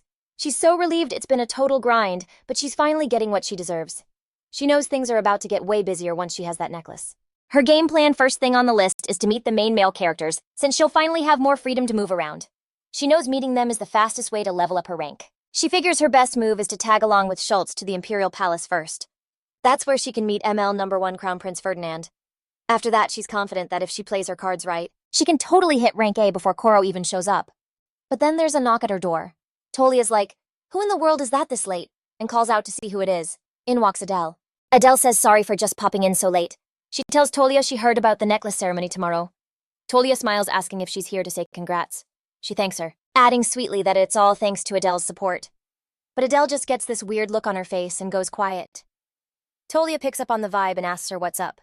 Adele's like, "I'm sorry to totally ruin the mood, but there's something you have to see." Adele pulls out a piece of paper, and Tolia is floored, wondering if that's seriously Tedric's direct lineage test. She asks her, totally confused why she has this. Adele explains it all went down while Tolia was at dinner. She says she saw Rilda, that other maid, being super shady, so she kinda spied on her and caught her stashing this exact paper in her wardrobe. Adele goes on saying she wasn't sure what would happen if she called her out right then, so she just laid low and watched. But she's positive that hiding this test is part of a total setup to frame Tolia. Tolia just says she gets it. In her head, she's thinking if Rilda's behind this, it was 100% on Lilius's orders. She knew it. There was no way those snakes were gonna go down this easy. She figures they're planning to use this to trash her results, saying she only passed 'cause she got the questions leaked to her. She lets out a sarcastic little smirk, thinking how totally lame this is. Oh, there is no way she's letting them get away with this. Tolia calls Adele over and asks her to grab some paper that looks just like this one. She thinks to herself, they're not even close to being on my level. Then the day of the ceremony finally arrives at Astor Hall in the Fraser Palace. They announce Lady Tolia's entrance. The whole room starts gossiping and you can hear someone gasp. The whispers are all about how the main event has finally shown up. The rumors flying around that she got a perfect score, but a lot of people are totally skeptical, like, how could someone like Tolia pull that off? Or did she even take the test for real? The MC announces that the ceremony is starting. She walks up to the Grand Duke and Luke. The Grand Duke calls out her full name, Tolia Fraser. He announces that by his authority as the head of the family, the Academian test was held, and she passed with like flying colors. An assistant comes up holding the necklace box, and the Duke starts to say that, to recognize her brilliant mind, he is giving her the direct lineage necklace. But right then, a voice yells, "Wait!" interrupting the whole thing. And surprise, surprise, it's Lilius. He declares to his dad, the Grand Duke, that this whole ceremony is a total sham. He screams that Tolia is not worthy of the direct lineage necklace. The Grand Duke completely loses it and yells at Lilius, totally freaking out that he crashed the party again. The Duke keeps laying into him, reminding him he warned him about this yesterday until he was blue in the face. He tells him to get out of the way now, but Lilius begs him to just listen this one time. Aubrey pops up right beside him, telling the Grand Duke, "We have proof." She adds that her maid swears she saw a paper in Tolia's wardrobe made from the exact same stuff as the test papers. The crowd starts buzzing, totally confused, with people pointing out that the Academian tests are printed on like special mulberry paper. Someone whispers, "Wait, is he saying she got the questions leaked to her?" He's like, "Yeah, that was super sketchy to me too." So he went to check the tests filed under Tedric's name, and boom, the storage box was totally empty. He straight up calls her out, accusing her of jacking Tedric's test so she'd know all the answers. He's all sarcastic. Like, how else could she possibly ace the Cadmian test? This whole accusation totally gets the Grand Duke's attention. The Grand Duke is like, "Okay, I'm gonna ask Tedric myself," and tells them to bring him in like right now. Tedric shuffles in shaking like a leaf and mumbles a greeting to his grandfather. The Grand Duke just gets straight to the point, telling him he heard his test papers went missing and asking if he had anything to do with this mess. Tedric nervously denies it, swearing up and down to his grandfather that it's not true. He tries to cover his butt by saying he was grounded in his room on his grandpa's orders and didn't even step out. Leela jumps in to defend his kid, promising his dad that Tedric was a good boy and followed the rules. Then he adds, "It's so not fair to suspect them when Tolia is right there," and says if this isn't true, they can just prove it, suggesting they send servants to go toss her room. He points out that cheating on the Cadmian test is like a major crime, and since she could totally be destroying evidence, they need to move fast. The Grand Duke just calmly asks Leela if he really wants to take it that far. Then he calls out to Tolia. She answers respectfully, but inside she's freaking out a little because he just called her by her name, no titles, for the first time ever. The Grand Duke asks her if Luke Kilbusher and his guys can search her room, and if she's cool with that. She fakes being shocked, thinking, whoa, this is basically an official search warrant. But then she catches something in her grandpa's eyes. She's thinking, I so did not see this coming, and it's almost like he's trying to tell her he trusts her. She never expected any kind of warmth from the Duke, but when he looked at her with actual concern, it felt nice. So she agrees, telling her grandpa, yeah, of course, and that they can search her room all they want. Then she turns to everyone else and adds that if any of them want to see for themselves, they're totally welcome to come along. Lilas and Aubrey are just staring, completely shook by her confidence. She finishes her little speech by saying she knows exactly what they're all thinking and that it's all because of how she used to act. She even admits that if someone with her rep suddenly got a perfect score, she'd be suspicious too, so like no hard feelings. But that's exactly why she needs to set the record straight today. She keeps going all confident, telling everyone to go look for themselves. She promises them they'll see that she's 100% innocent. Leela and his wife Aubrey just gawk at her, totally stunned. He's thinking, since when did that brat Tolia get so gutsy? He figures that even if she's innocent, nobody acts this chill under pressure. He gets this sly smirk, thinking she has no idea she's walking right into his trap. He's thinking all sarcastic that her little brain isn't going to get her out of this one. She fell for his setup, hook, line, and sinker. A little later, Luke and some servants are tossing her room. Lila and Aubrey, who tagged along, discover a stack of papers stashed in one of the drawers. Luke brought those papers straight to Grand Duke Asus, and what they brought back was enough to make the Duke seriously mad. The Grand Duke orders his son Leela Fraser to step up and read the papers out loud. The Duke insists that he read it loud enough for the whole room to hear. In Leela's mind, this was the ultimate proof. Leela starts reading the letter, which is addressed to Marquis Astor. It starts off asking the Marquis how he's doing, and the writer says they're using his official title because they hate calling him father. The writer goes on about how they're living in like total repentance and dedicating all their time to studying, knowing the Marquis will never be happy with them. The letter continues with the writer talking about trying so hard to be a son who doesn't embarrass his dad. They express hope that maybe one day way in the future, they might actually be able to call him father. They finish the letter adding a note that they'll never have the guts to actually send it. Then he reads the signature at the bottom of the letter. Tolia Fraser. He looks totally floored as he reads the name. Leela's just stammers like he can't even believe this is happening. She just watches him with this sneaky little smirk. Then flashback to last night. We see Tolia holding the test paper, asking her maid Adele to get her some paper that looks exactly like it. As Tolia's writing the fake letter, Adele asks if she's for real about this. She's super worried, saying this is gonna make her look so guilty, and adds that the stuff in the letter, their writing could make His Grace the Grand Duke like seriously furious. But Tolia just tells her not to sweat it because her grandpa isn't that kind of guy. She thinks to herself, all confident, that his affection level for her is already at like 50%. She explains that the real problem is everyone at the ceremony. People don't actually care about what's true. They just twist rumors and their own biases to fit whatever story they like best. She adds that her rep is already in the gutter right now. She's like, if she gets framed this hard, what is she even supposed to do? No matter what she says, it's going to be impossible to shake the suspicion. So she decided she has to flip her reputation and this bogus accusation at the exact same time. She knows it won't be easy, but it's something she's got to do. She's going to use a reverse psychology play. She's going to get a story out there that's the total opposite of all the rumors going around about her. And with that, she finishes writing the letter. She was totally geeking out just picturing her uncle's face when he finds this letter instead of the test he was expecting. She smirked, thinking that look on his face would be priceless. And for that, she'd totally use the dad card anytime. She decided to write a letter instead of taking the test, a super sob story from a poor daughter that she could never actually send to her dad. She was going to play on their sympathies, something that would hit all the old nobles right in the feels. Plus, if she wrote about how she's like studying her butt off, everyone who read it would see her as this poor, hardworking girl. She smiled and told Adele not to even sweat it, and that worst-case scenario, she'd just take a public exam or whatever. She thought with a sneaky grin as she glanced at the letter, calling her uncle a total fool in her head. Back in the now, Lilia stood there shaking, clutching the letter. She remembered her final thought while setting the trap. Lila was never ever on her level. The gossip was buzzing among everyone in the ceremony hall. Someone whispered, "It seems Lady Tolia was like super lonely." And someone else chimed in, "You know what they say when a kid is feeling that empty? They start acting out and getting into trouble." Another noble jumped in, totally trashing what Lilius did, saying he was the worst uncle ever for calling out his own niece like that. Grand Duke Asus was totally grossed out, thinking to himself how low Lilius had gone, and calling it a total disgrace. The Grand Duke called for Luke Kilbasher, telling him to get the necklace ceremony back on track within 5 minutes. Luke did exactly what his master said. Lilia, on the other hand, was just standing there completely shook, desperately thinking, no way, this can't be happening. He glared at her, thinking that little witch totally knew something and set this whole thing up. He swore to himself he would never forgive her for totally backstabbing him like that. All that drama from yesterday died down pretty fast. Tolia thought about how her necklace ceremony went off without any more drama. She finally got the super important direct lineage necklace. She held it feeling like it was extra special, since she had to work so hard for it. You know, blood, sweat, and tears. It felt like legit special. She remembered how at the ceremony, Lila and his family couldn't handle the awkward vibe and totally bailed. She figured they were probably so embarrassed. So about the fallout, Rilda, the maid who tried to set her up, got kicked out of the Fraser estate. Tedric got shipped off to the old Rentel storage room, you know, the same place Tolia used to be stuck in. As for an even bigger punishment, she figured Lilius's fate was still up in the air, but she smiled, thinking that waiting for the punishment is always the scariest part. She could finally breathe. She knew that family Lilius and Aubrey wouldn't dare to even breathe wrong again, so she didn't have to stress about them anymore. All of a sudden, she heard this little chime, realizing it was a notification from her status window. A notification popped up from the system saying her rank rating got a boost, and her overall rating was now a D+. She grinned, totally psyched that she'd finally hit D rank. She clutched the necklace, giving herself a little pep talk.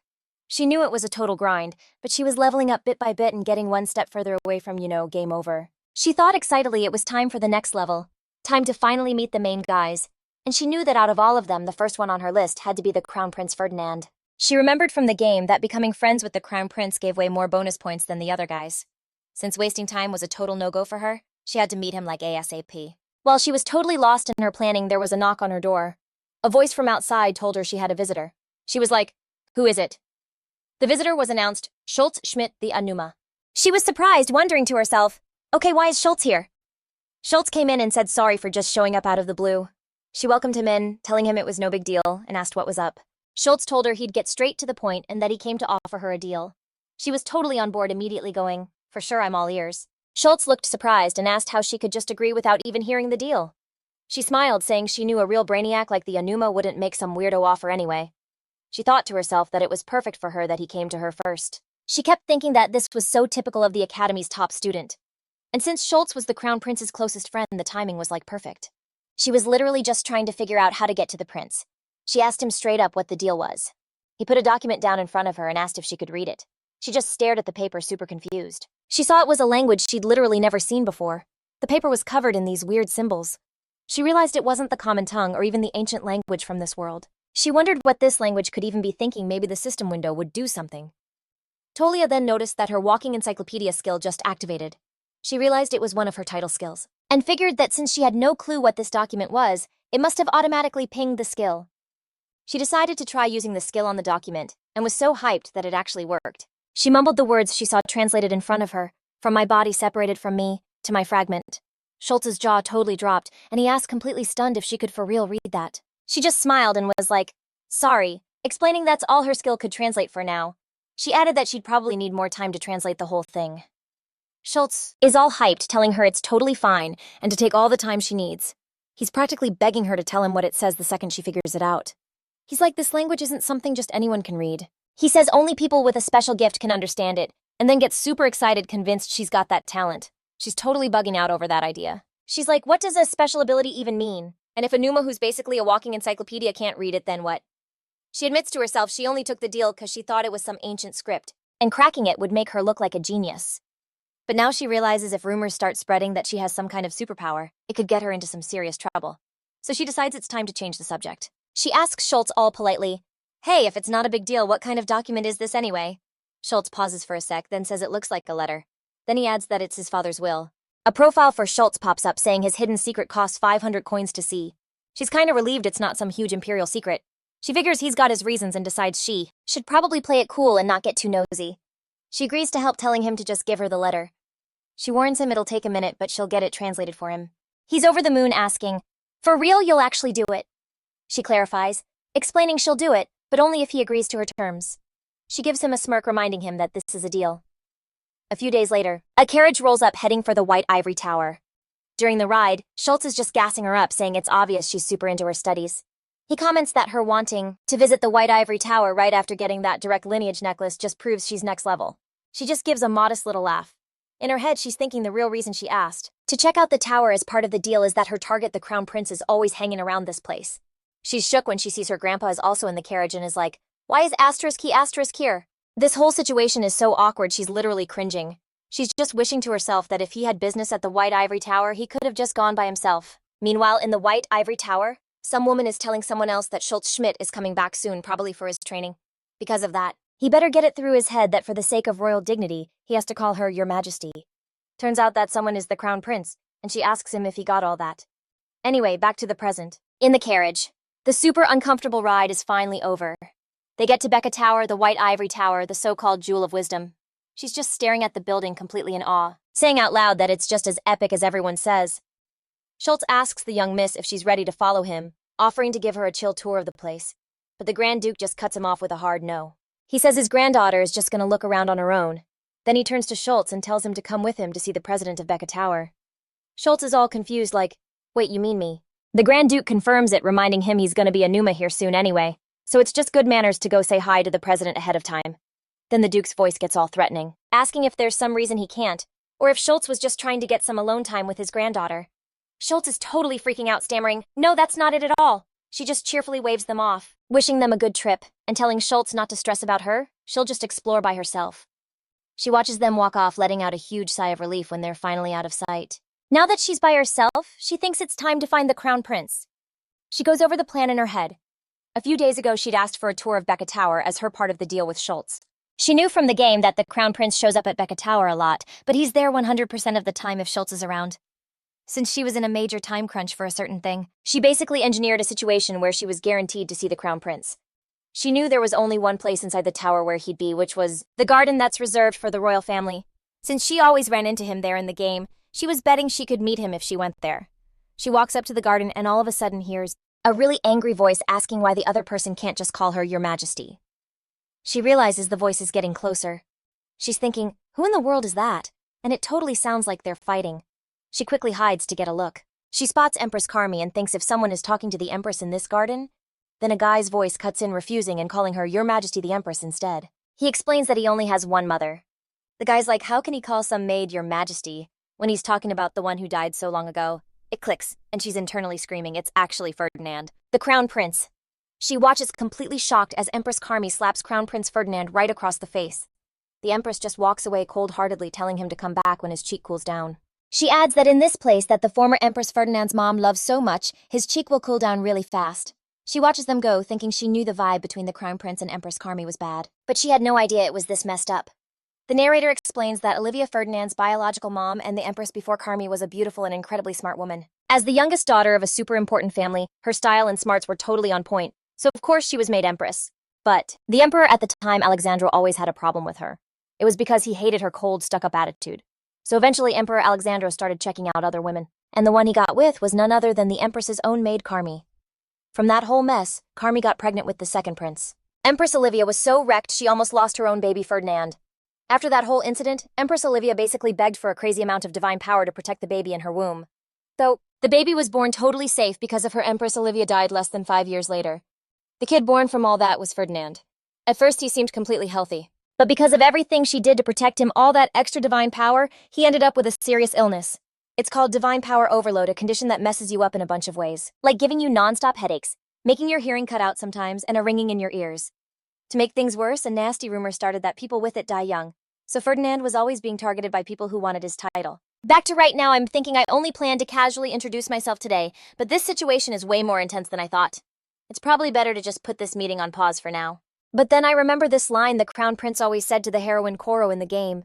He used to say that if just one person had been there for him when he was sick, he would have been so incredibly grateful to them no matter how ordinary they were.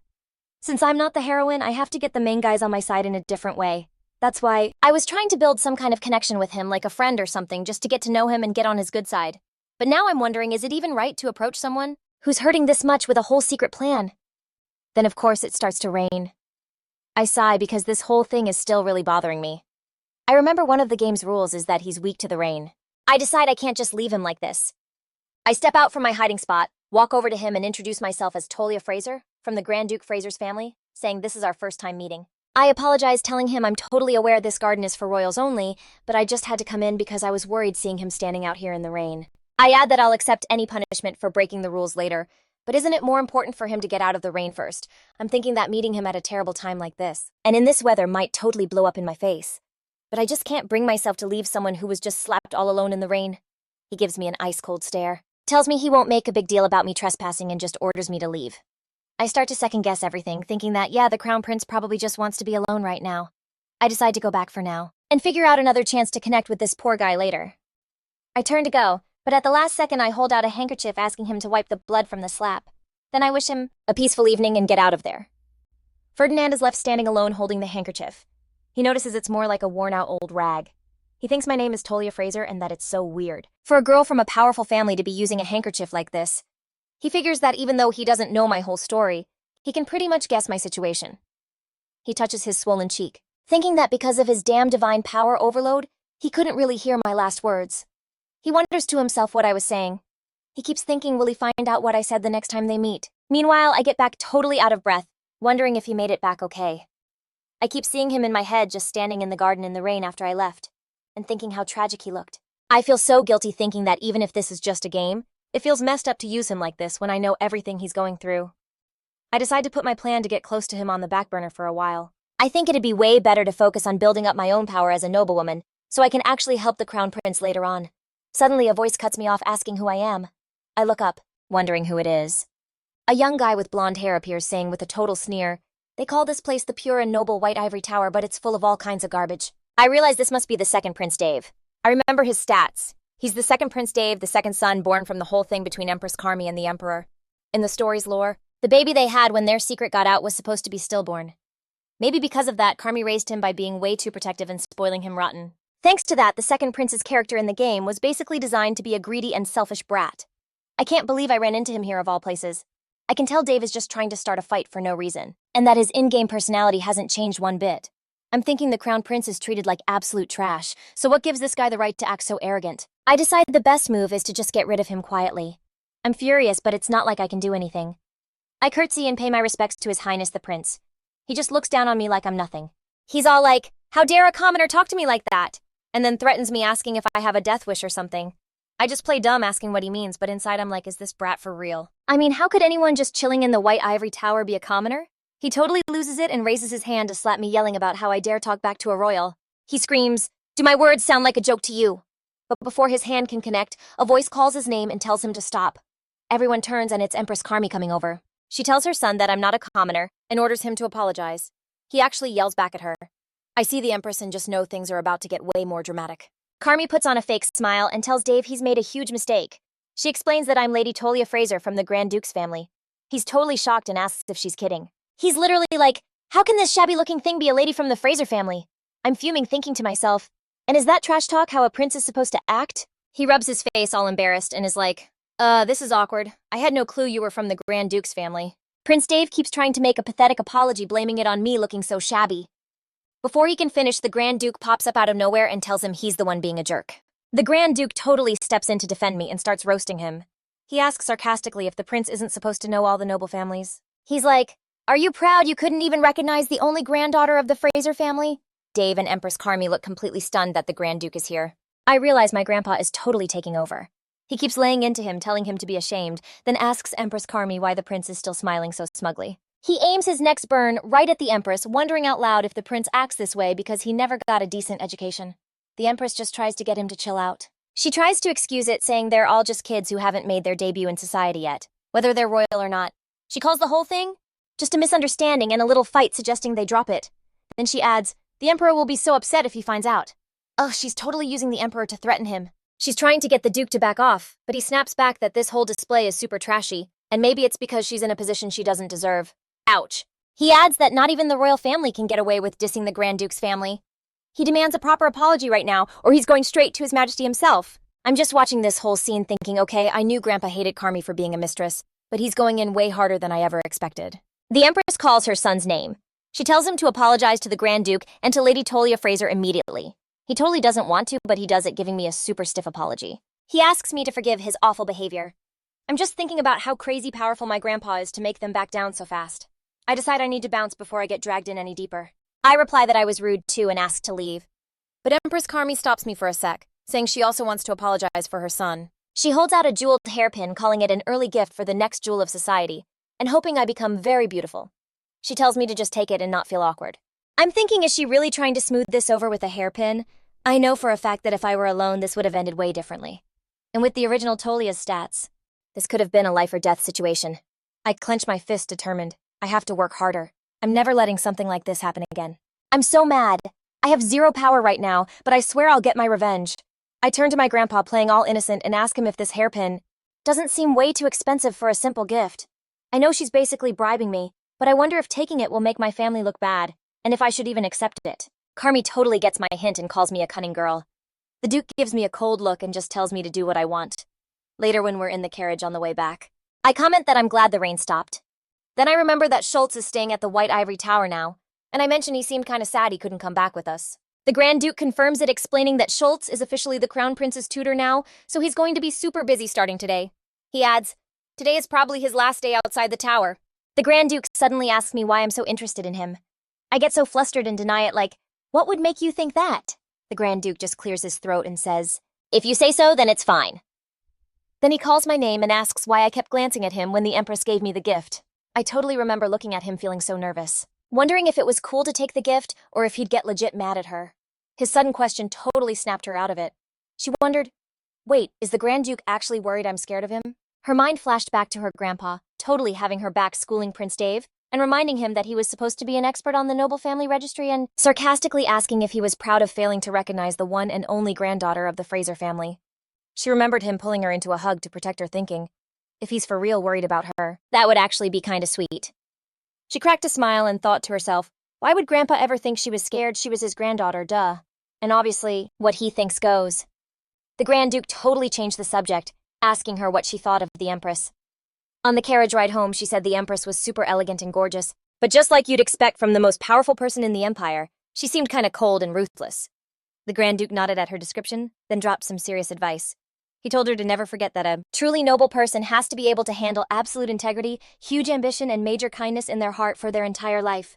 As for all the expensive bling and rules for managing people, that stuff is just secondary. She asked quietly, you mean, I should be like grandmother? The Grand Duke was surprised by her question, and paused for a second, then answered, yeah, exactly like your grandmother. Right then, a system notification popped up announcing a benefit she'd acquired. The pop-up said she'd hit 50% or more on the affection level with Aces Fraser, and scored a special bonus of 1,000 coins. Her updated status window appeared. Personality 0, skill 1, wealth 0, beauty 8, luck 0, overall rank D+, and coins owned 123. She thought, Okay, the Duke's affection level is climbing pretty steadily. Then another system notification popped up. Additional benefit-led bank acquired. The system explained this bank lets her deposit coins for 7 days to earn 10% interest. She thought this bank was a sick feature.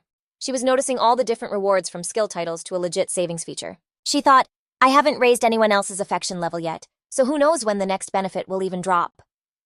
She reminded herself that her main goal was just to survive. To do that, her first mission was to get the main characters on her side. She needed more cards to play when things got messy. She figured the next people she had to meet were her twin brothers. She knew dealing with them was not going to be easy. In the game, they were so not on her side. She remembered how she tried to patch things up, sending them letters, congratulatory notes, and updates on her life. But she never got a single reply back from them. Not one. Still, she knew they were heading back to the main palace soon. She figured they'd start making moves against her, especially since she used their proxy votes in the family council for her own agenda, and they'd totally use that as an excuse to come after her. She admitted to herself, I don't have a solid plan this time, but I have to try anyway. The next morning at the main Fraser Palace, 2 guys on horseback came riding up. One of them, Leon, wondered aloud, Dude, how long has it been since we've been back here? He asked his brother Risan what he thought. The 2 guys were Risan Fraser, the oldest son of the Marquis family, and Tolia's brother, and Leon Fraser, the second son and her other brother. Leon grumbled, saying he wanted to take his sweet time coming back, but their uncle Lila insisted it was urgent. He wondered what could be so important, and if their dad was back. Risan decided they'd find out when they saw their uncle, and suggested they head in, but he stopped, clearly annoyed that nobody came out to greet them. At the entrance of the hall, he heard a voice and froze, wondering who it was. Tolia appeared, welcoming them like they were her favorite brothers. She stood in front of them, saying, It's been a long time. The brothers just stared at her in total shock, and Risan was floored that she was even there. She just smiled, thinking to herself that just as she'd guessed the twins were back at the Fraser Palace, she noticed they already looked super ticked off as expected. She thought, can't really blame them. Seeing the sister you totally hate show up to greet you isn't exactly a party, but she decided there was no getting around it. She was desperate too. Leon addressed her angrily, saying he was already annoyed about being called back in such a rush, and now she was the one greeting them. He ordered her, get lost. She thought to herself, yep, just as I expected.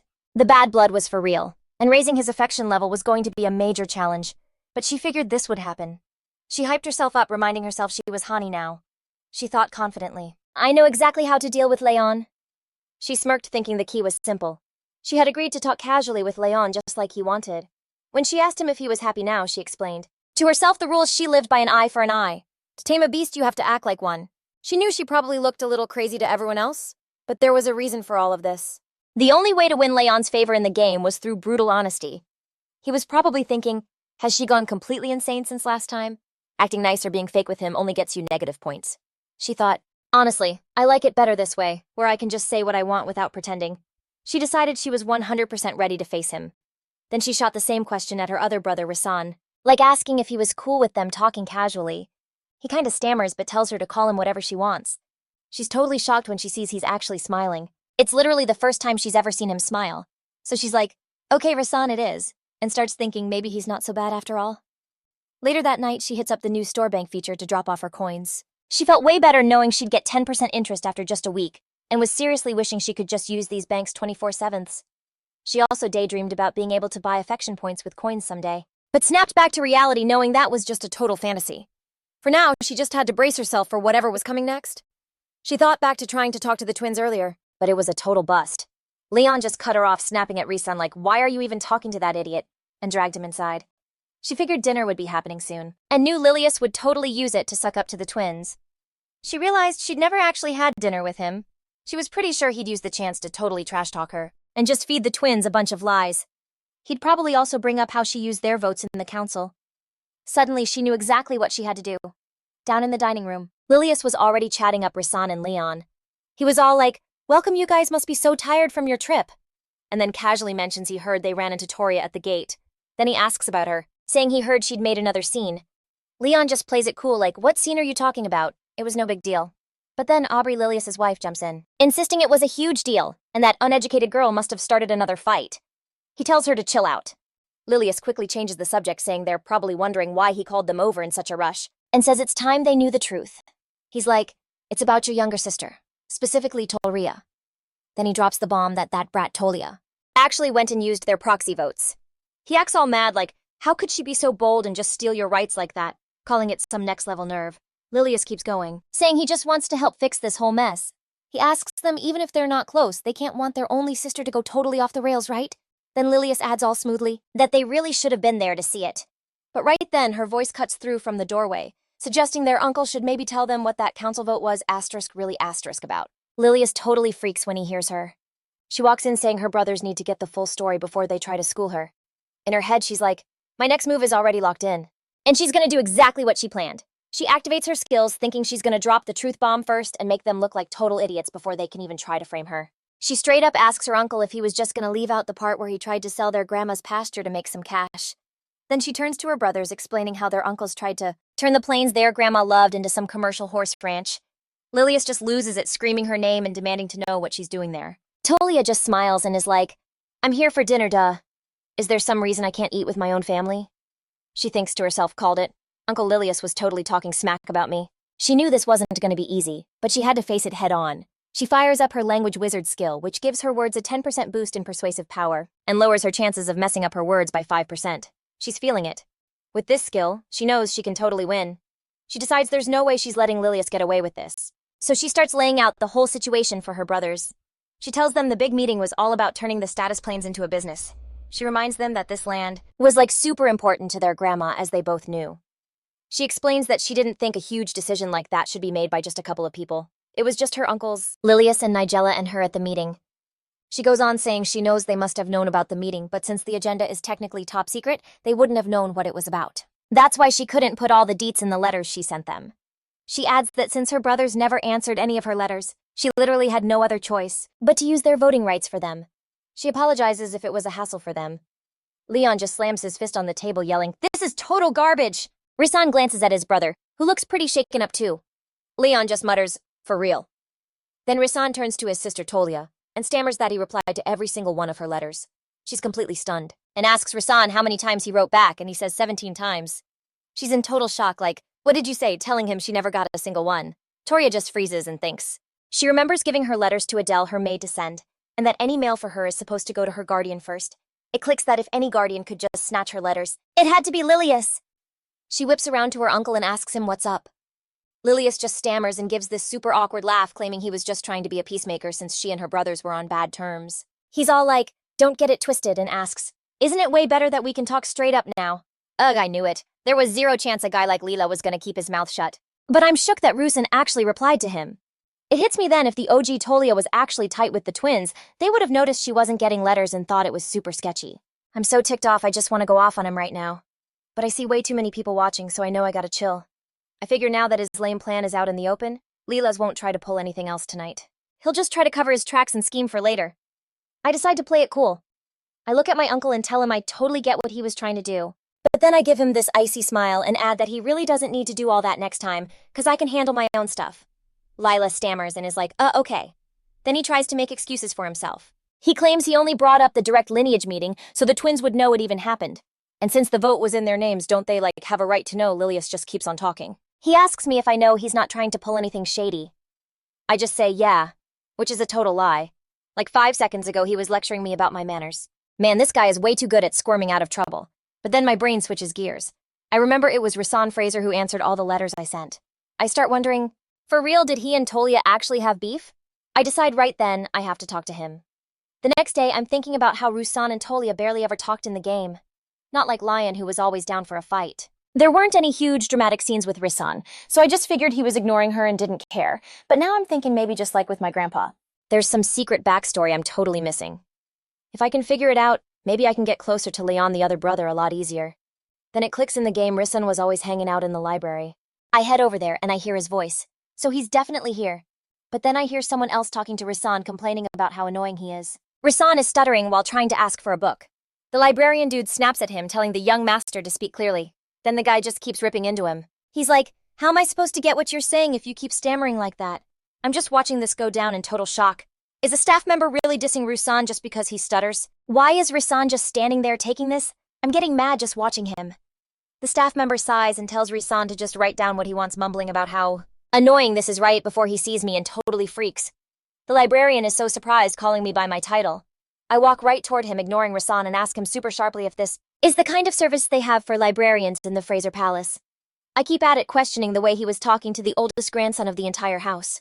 The librarian tries to squirm out of it nervously, saying it's all a misunderstanding, and he was just trying to get the details.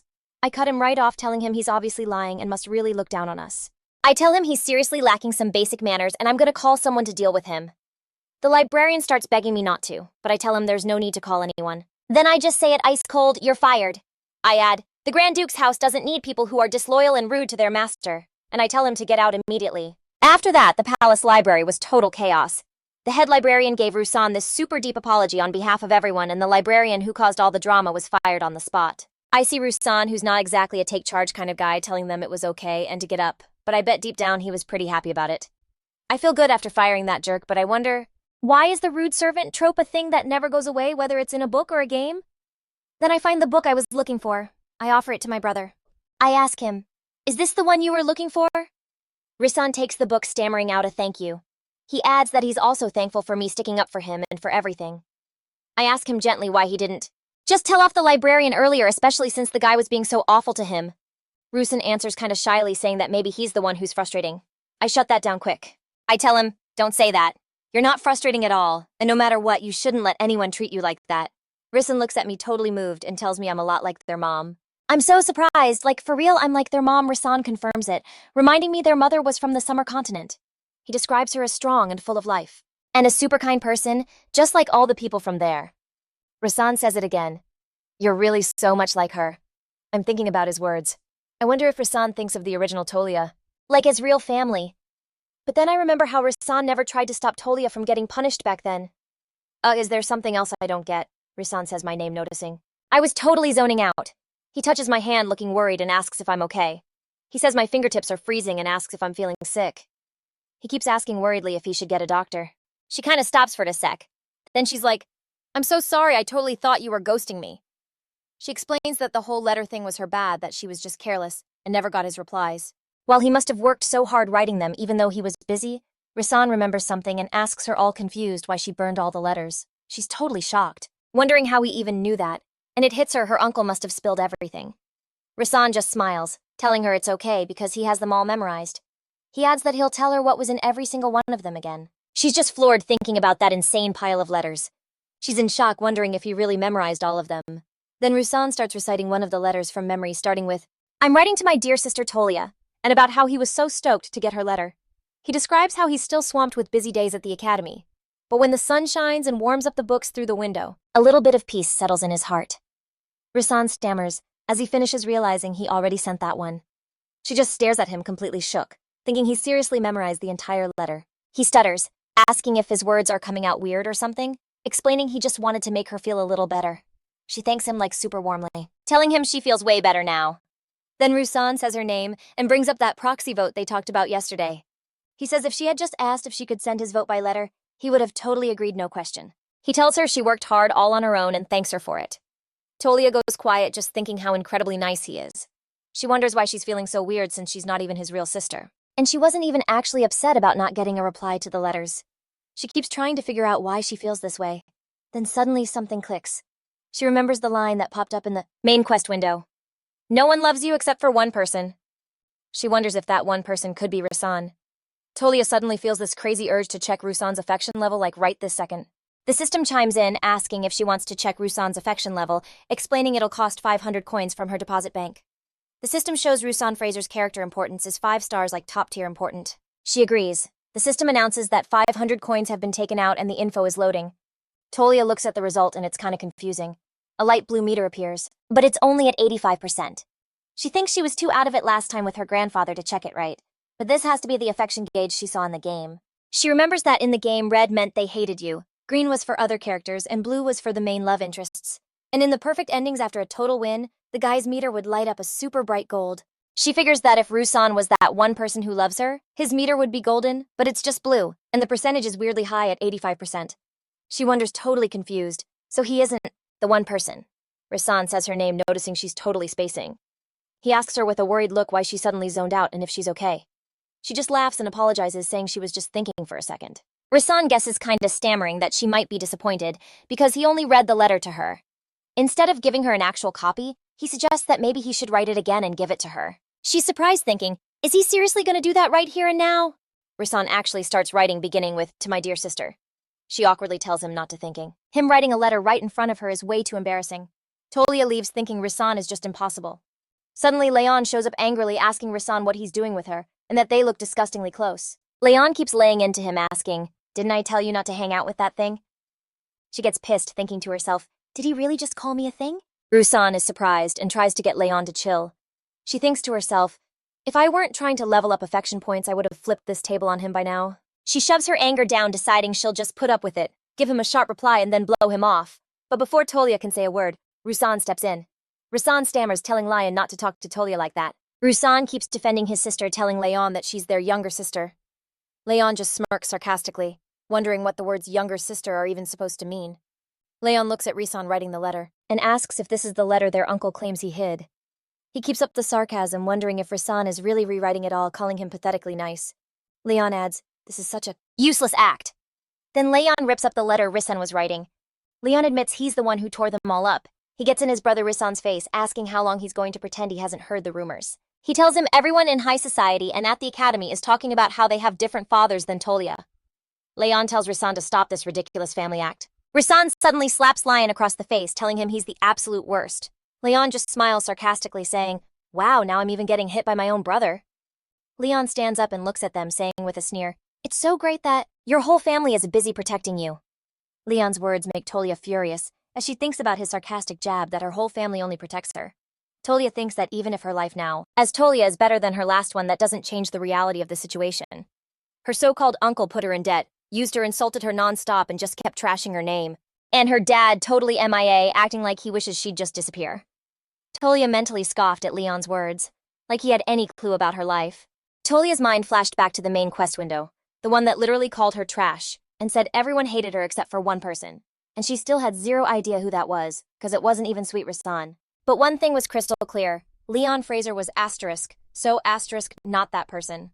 Tolia almost laughed at the thought of it being him. I mean, the guy probably couldn't even raise his affection level if he tried.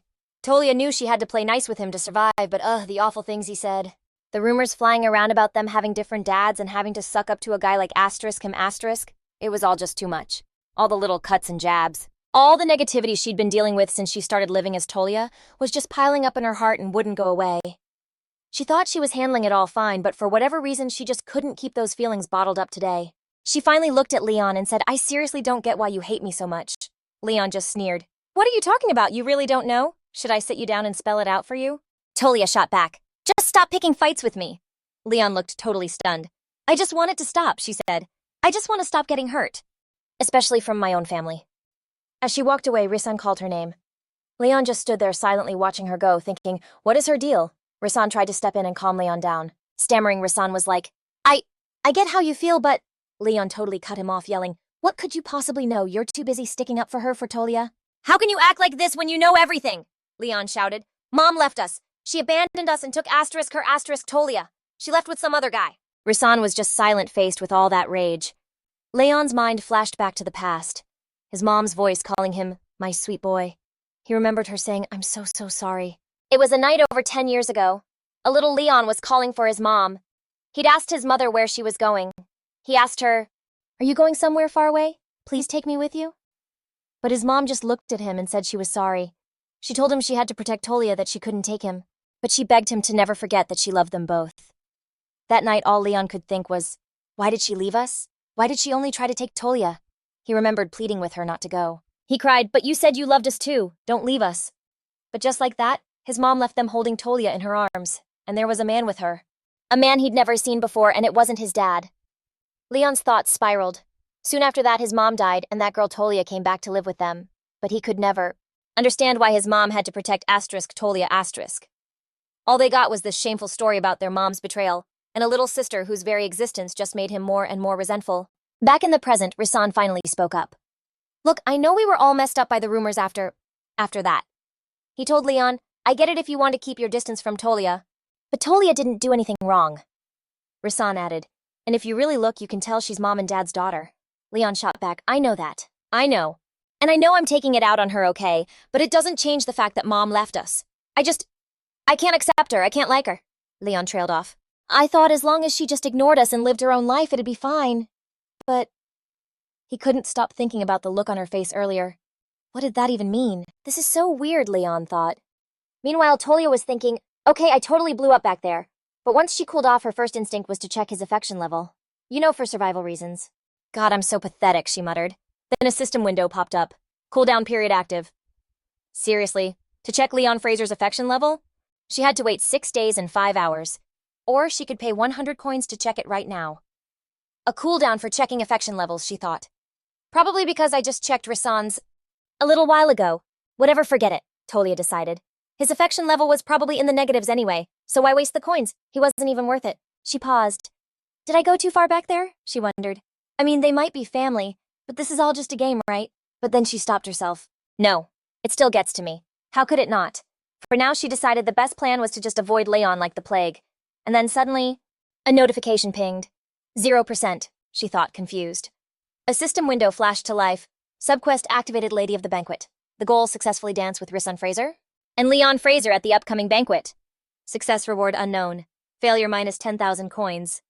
Her jaw dropped. Are you kidding me? Tolia thought, totally freaking out. Seriously, how am I supposed to dance with the twins? Tolia is freaking out, wondering how she's supposed to dance with Leon too, especially after that whole disaster. Tolia is having a full-on internal meltdown, like, why is this happening to me? Meanwhile, over at the Imperial Palace, an aide tells Crown Prince Ferdinand that everything's ready for the meeting, and it's time to go. Ferdinand says he gets it and he'll be right out. He's holding the handkerchief Tolia gave him, thinking it feels like its magic is gone or something, wondering if its power just faded. He remembers how whenever he kept the handkerchief Lady Fraser gave him nearby, the awful ringing in his ears, and the killer headaches that tortured him would just chill out. He also had the temple guys check it for any funny business, but all they said was, it's just a regular handkerchief, zero magic. Ferdinand wonders what kind of secret tricks she used to make him feel better. He thinks about how his condition was something no treatment could ever fix. He wonders if that girl is the actual key to solving it and decides he has to see her again before the symptoms come back. Ferdinand realizes he's shipping out to the northern front soon, so he's totally running out of time. His aide comes up to him saying he heard Grand Duke Fraser's big birthday bash is happening soon. The aide explains there's a hunting festival during the day and then a huge party at night. He adds that he heard it's going to be a huge get-together for all the important people in the Fraser family and asks what he thinks. Ferdinand thinks it sounds perfect and tells his aide to get everything ready. The scene switches to the day of the party and the hall is packed with guests. Tolia can't help but notice how crazy busy everyone is. Thinking, well, duh, it's my grandpa's birthday party. Of course, she's been totally swamped too. She remembers trying to ask the system window if there was any other way to finish the quest, or at least lower the insane negative 10,000 coin penalty for bailing on the dance with Lion. But the system window was giving her the silent treatment, so there was no way out of it. Tolia sighs, realizing if she can't ditch it, she has to find a way to dance with Lion. The problem is, he's been completely MIA since their fight, and she has had zero chance to try and make up. Even Risson told her he has no clue where he is. Elsewhere, some guys were creeping around in the forest near the party. One asked the other what the plan is now, while the other points to someone over there. One of them, Connus Fraser, Nigella Fraser's son, asks the other guy if he heard his brother got totally grounded because of that girl Tolia. The other guy is like, yeah, you told me, adding that he never even dared to talk back to his brother before, but now he's got some nerve. He asks his buddy if they should teach him a lesson. Connus just smirks, suggesting they do it in the most entertaining way possible. On the morning of the party during the opening ceremony, Tolia's walking with Adele, thinking about how her grandpa said he was way too swamped with work to make it to the hunting festival. She figures he has to at least show up for the party tonight, but she's still anxious because he seems so overwhelmed. Tolia keeps thinking, realizing there's barely any time left before the hunting festival starts. She's fuming like, where's that guy, Leon? Did he just decide to blow off the whole festival? Tolia is so frustrated, thinking if she's supposed to dance with him at the party tonight, she at least needs to have a normal conversation with him first. She realizes at this rate she's headed straight for a bankruptcy ending because of the quest penalty. She's practically begging in her head for him to just show his face even for a second. Her maid Adele comes up to her and asks if she liked those biscuits the Duke gave her last time. Tolia says she did, but asks why she's bringing it up all of a sudden. Adele tells her she just remembered how much she loved them, so she saved some for her. She adds that she noticed Tolia looks totally wiped out and thought something sweet might cheer her up. Tolia gently tries to wave it off, telling her not to worry, and that she's got way more fight left in her.